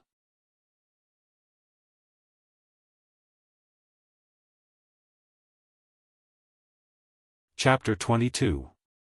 Why do you want to see what this world is like? Wuxia seemed to be thinking about something. Where you are standing right now, isn't it part of this world? Fan Xian didn't know how to answer. Since he came from another world, he was naturally interested in many aspects of this world. And the question that had been bothering him for the longest time was, how did he come to this world? 6 years ago, when teacher Fei Jia was still teaching in Danzhou, he had mentioned the temple. At the time, Fan Xian had thought that for him, a dying patient on earth, to become this young man, other than a miracle, what other explanation could there be? So he was very curious about the temple, and wanted to see what was there. As for the capital, it was also a place he wanted to go. He didn't know if Fan Ruoruo would be able to live a happy life under the tyranny of her stepmother. And after being separated from Fei Jia for a few years, he also wanted to visit that cute, perverted old man. Most importantly, in his previous life, he had been bedridden for a long time, and in this life, he had been trapped in Danzhou as a child for a long time. In contrast to his current life, a fire began to burn in Fan Xian's heart. This fire was enough to burn his spirit and stimulate his desires. He wanted to do something, to obtain something. Peace and ambition, power and happiness, love and beauty, these were not words that matched, and were even incompatible with each other. They flashed through his mind like floating lights. After thinking for a long time, he carefully replied, if people only have one life, then they need to see different things and meet different people. Only then can they enjoy the game that can't be repeated. This was Fan Xian's heartfelt words. In his previous life, on his deathbed, he had thought about how he would live his next life if he had another. Wuxia asked, what are your plans? First of all, I need to ensure that I can live. Fan Xian crouched down and threw another stone. This time, he didn't use any force, so the stone smashed into the gray reef below. So I need to have the ability to protect myself. And then? And then I set 3 goals for myself. Wuxia listened quietly. First, I want to have many, many children. Second, I want to write many, many books. Third, I want to live a very, very good life. Fan Xian calmly spoke of such absurd things, without a trace of embarrassment. In the depths of his heart, since this world was not Earth, then he could be considered the only representative of Earthlings in this world. According to biological principles, as the representative of human flesh and blood heritage, he should have the obligation to give birth to many children in this world. At the same time, he believed that he was also the representative of the human cultural heritage on Earth. How many beautiful artistic achievements had human beings created since ancient times? How could they not be found in this world? If he didn't write, or copy, he would have there were many, many books that allowed cultural heritages like Chao Shuoqin and Kill Bill to shine in this lonely world. He really felt sorry for those lonely sages in the parallel universe. Of course, most importantly, he felt sorry for himself. Naturally, he also regarded himself as the only representative of the humans on Earth to observe this world. Therefore, he had to ensure that he lived a comfortable life. Only in this way could he prolong his life and observe for a few more years. It was not until many years later that Fan Xian shyly admitted to himself that he was merely seeking a great memorial arch for his deeply hidden lust, shamelessness, and greed. On the cliff by the sea, Wu Zhu seemed to need some time to understand what Fan Xian meant by these three goals. Calmly, he analyzed, then you need to marry many wives, find many poets, and hire many servants. Poets? Fan Xian knew that scholars and poets often use this phrase, but he still did not quite understand. Scholars who specialize in writing manuscripts for others. They don't have the right to sign their names. Fan Xian smiled, thinking that he was prepared to use the likes of old Chao and old Sha as his sharpshooters. Naturally, he did not need those poets. As he was thinking, he heard Wu Zhu's calm and overly simple analysis. If you want to marry many wives, hire many servants, and find many poets, you need to earn a lot of money. If you want to earn a lot of money, you need a lot of power. If you need a lot of power, you need to be closer to the center of power in this country. Wu Zhu turned and left. When you turn 16, we will return to the capital. Behind him, Fan Xian continued to stand at the edge of the cliff in a daze. He thought to himself that he had only revealed a few of his thoughts that were not too excessive. How could this powerful warrior, who had some mental issues, infer that it was related to the power of a country? And he had so decisively made the decision to return to the capital. Fan Xian naturally remembered that on the day he was born into this world, Wu Zhu had carried him out of the capital. He slapped his face hard to get rid of this feeling of not knowing whether to laugh or cry. He ran to catch up and said with a smile, "Uncle, I've confided in you. Shouldn't you give me something in return? What do you want to know?" "About my mother. Why are we being hunted in the capital?" "I will tell you everything about Miss when you turn 16. This is Miss' last will. As for the people who are hunting us, you don't need to know, because they all died 10 years ago." By the time they returned to Danzhou harbor, it was already noon. Fan Xian and Wu Zhu parted ways outside the city and entered the city alone. The residents of the city had long since become accustomed to the young master of Fan Manor wandering around outside the city. Although there were no large beasts near Danzhou, and no dangerous places, some people still felt that the count's estate did not care about the safety of their illegitimate son. After all, in the eyes of the people, Fan Xian was still a boy of 11 or 12 years old. The residents of Danzhou, who had nothing to do all day and did not have to pay taxes to the imperial court, were always so idle that they could infer some very strange ideas from many things. For example, some people in the count's estate hoped that the illegitimate son would be eaten by strange beasts in the wild, or fall off a cliff and die. Thinking that the little boy, who always had a cute smile on his face, was actually living in such a dangerous mansion, everyone couldn't help but feel some palpitating pleasure. Fan Xian did not know what the passers-by were thinking. He kept his bashful smile on his face, lowered his head, and returned to the count's estate. Knowing that he would be back for dinner, all the servants were waiting for him. The countess sat in the armchair, her eyelids half closed, as if she was sleepy.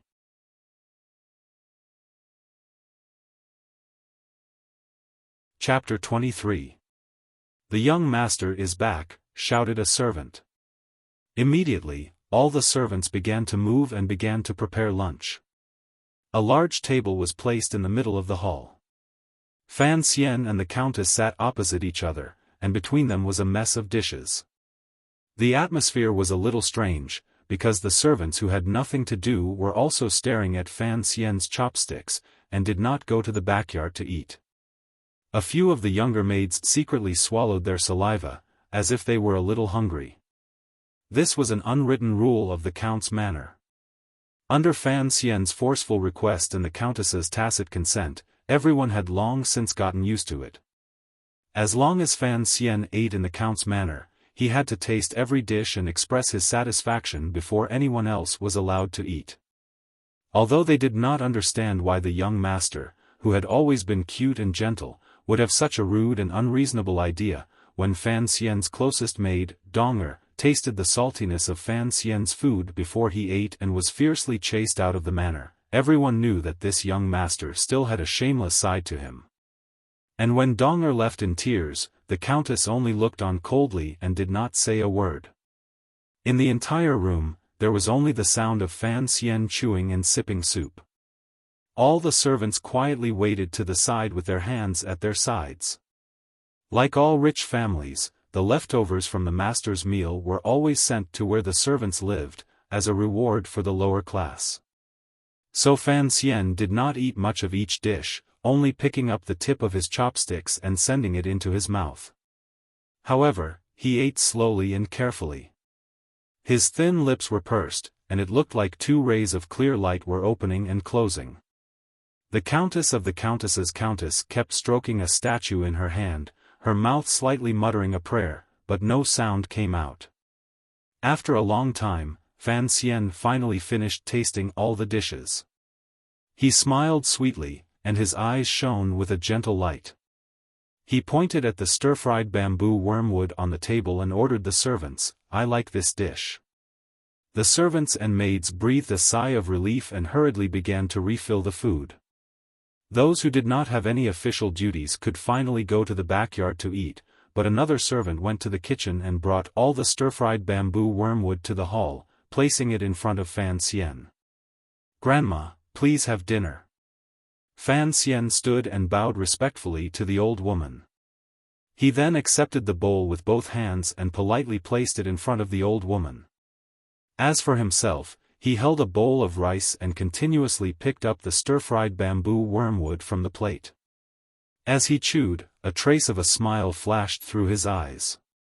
However, that smile on his beautiful face was particularly strange, as if he had finally found something he had been looking for a long time.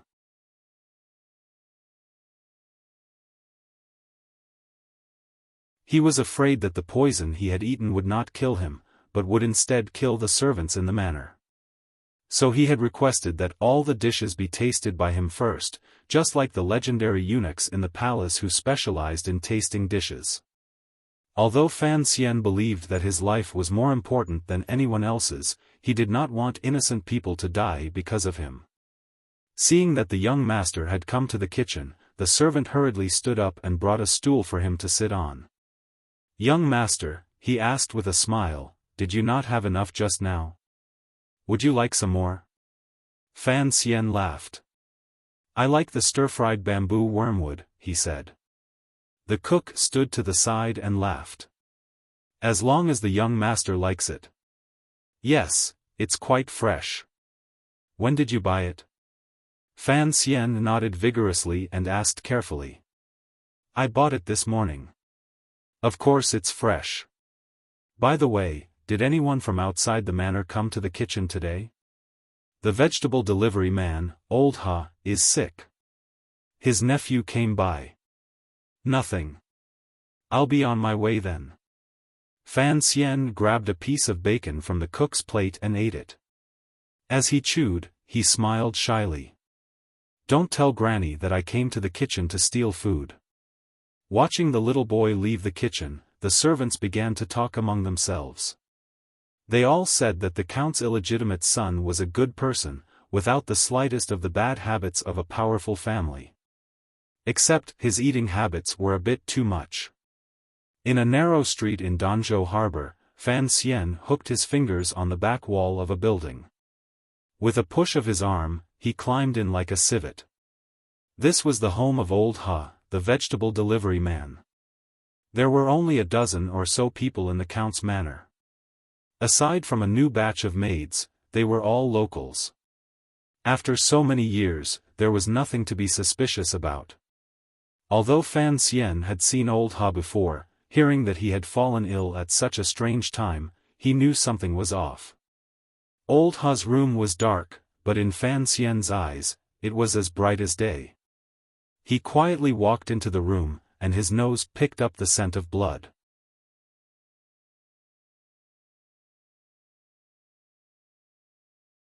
Chapter 24. Old Ha's body lay on the bed, covered by a quilt. Only his feet could be seen. The smell of blood was faint. It was obvious that the assassin had taken care of it. If Fan Xian's nose had not been so sensitive under Fei Jie's tutelage, he might have missed it. Fan Xian stood quietly in the corner. The darkness hid the assassin, as well as himself. Learning from the blind Wu Zhu, Fan Xian tried to calm himself. Jinqi flowed slowly through his body, and his heartbeat harmonized with the noise outside. The assassin should not have left yet. The Overwatch Council's spies had always been meticulous. After poisoning Fan Xian, they would have waited until nightfall to confirm the illegitimate son's death. Only then would they have left Danzhou Harbor. And in this city, since the assassin had disguised himself as old Ha's nephew, he must be familiar with this building and would not be willing to look for another observation spot. But things had developed beyond Fan Xian's expectations. He carefully observed the room. Other than old Ha's cold body on the bed, there was no one else there. He slowly walked along the wall into the room, careful not to make any noise when he bumped into the furniture. His eyes drifted over the roof and some inconspicuous corners. He walked along the wall until he was near the window. Outside light shone in through the window. Old Ha's house was obviously not rich enough to use glass, so the light in the room was not very bright. Fan Xian quietly stood next to the light, using the contrast between light and darkness to cover his tracks. After standing there for a long time, he frowned. He might have been wrong. The poisoned assassin might have left Danzhou Harbor long ago. If that was the case, coming here first instead of restraining housekeeper Zhou was obviously a mistake. He walked to the side of the bed, wanting to see how poor old Ha had died. As he got closer and closer to the bed, he became more and more nervous because he heard a suppressed and light breathing sound. This person's breathing had been hidden in the noise of the market earlier. It was only when Fan Xian got closer to the bed that he could hear it. When the assassin discovered someone had come in, he had already hidden behind old Ha's body. The breathing behind the body was very steady, about 7 breaths per minute. If Fan Xian did not have an abundant amount of Xiantian Jinqi and sharp hearing, he would not have been able to hear it. Fan Xian's footsteps stopped. He looked at the bed for a long time. He didn't know if it was a trap. Outside the window, there was still the sound of people peddling their wares, and there was a very faint sound coming from afar. It seemed like a carriage was approaching. He knew that there was a market right in front of the building, and it just so happened that the road became very narrow. It would be difficult for the carriage to pass through, so he held the dagger gently and waited quietly. The assassin was also waiting behind the corpse. He didn't see who had entered the room, but he knew that the intruder was as patient as he was. After a while, he felt that he had underestimated the dangers of Danzhou Harbor. He shouldn't have stayed here and killed anyone who might be able to track him down. He should have left as soon as possible. A carriage slowly made its way through the market. The peddlers on both sides of the road began to curse. The driver's worried face was obvious. If not for the fact that he was in a hurry, he wouldn't have taken this road either. With great difficulty, the peddlers cleared a path. The driver expressed his gratitude to the people around him, then cracked his whip. The carriage moved forward, but it crushed a crate of eggs. The egg peddler was very angry. He pulled on the reins, and the whole market became very noisy. In the small building next to the market, Fan Xian heard the explosion outside. Taking advantage of the noise outside, he quickly lifted his right foot and jumped to the side of the bed. With a flip of his right hand, a slender dagger viciously stabbed into the back of Old Hu's body. In that instant, Fan Xian clearly saw the assassin's appearance. His eyes were cold, and his eyebrows were a little messy. He could see that he was not very old, and his appearance was very ordinary. Only his lips were a little thick, and the skin on his cheeks was a little dry. The seemingly unprepared assassin's right hand suddenly moved. A small black crossbow bolt pierced through his sleeve and flew out, heading straight for Fan Xian's face. Fan Xian's feet had just touched the ground, and his right hand was already raised. His chest and abdomen were completely unprotected. The crossbow bolt flew very fast, like a ghostly light. The moment the crossbow rang out, Fan Xian reacted. With the help of Wu Zhu's wooden stick, which was faster than a crossbow bolt, the tip of his foot touched the ground, but he didn't step on it.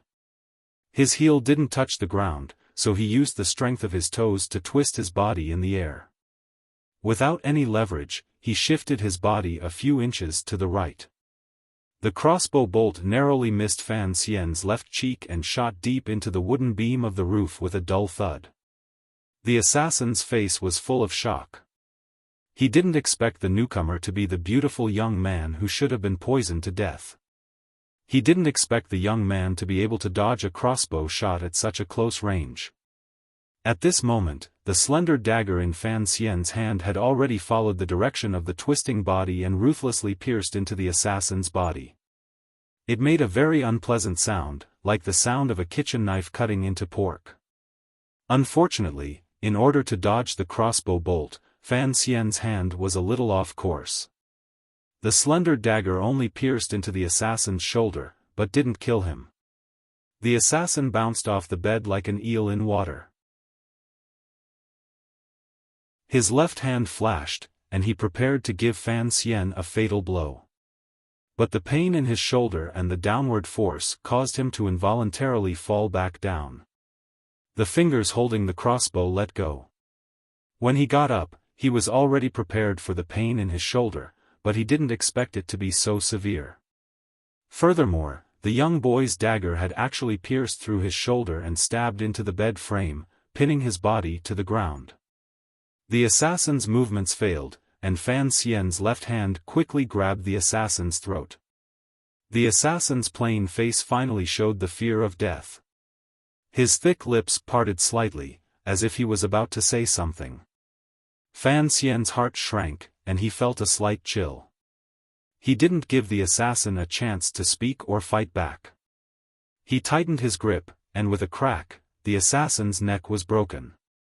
His head tilted to the side, and he died on the spot. His hand was still on the assassin's broken neck for a while. He felt the bones break, and the blood that seeped out gradually grew cold. Finally, he withdrew his hand and began to half-crouch, gasping for breath. You're tuning into the Xiaofan's Wuxia Tales YouTube channel. Don't forget to subscribe and join us on this journey to catch the most captivating stories.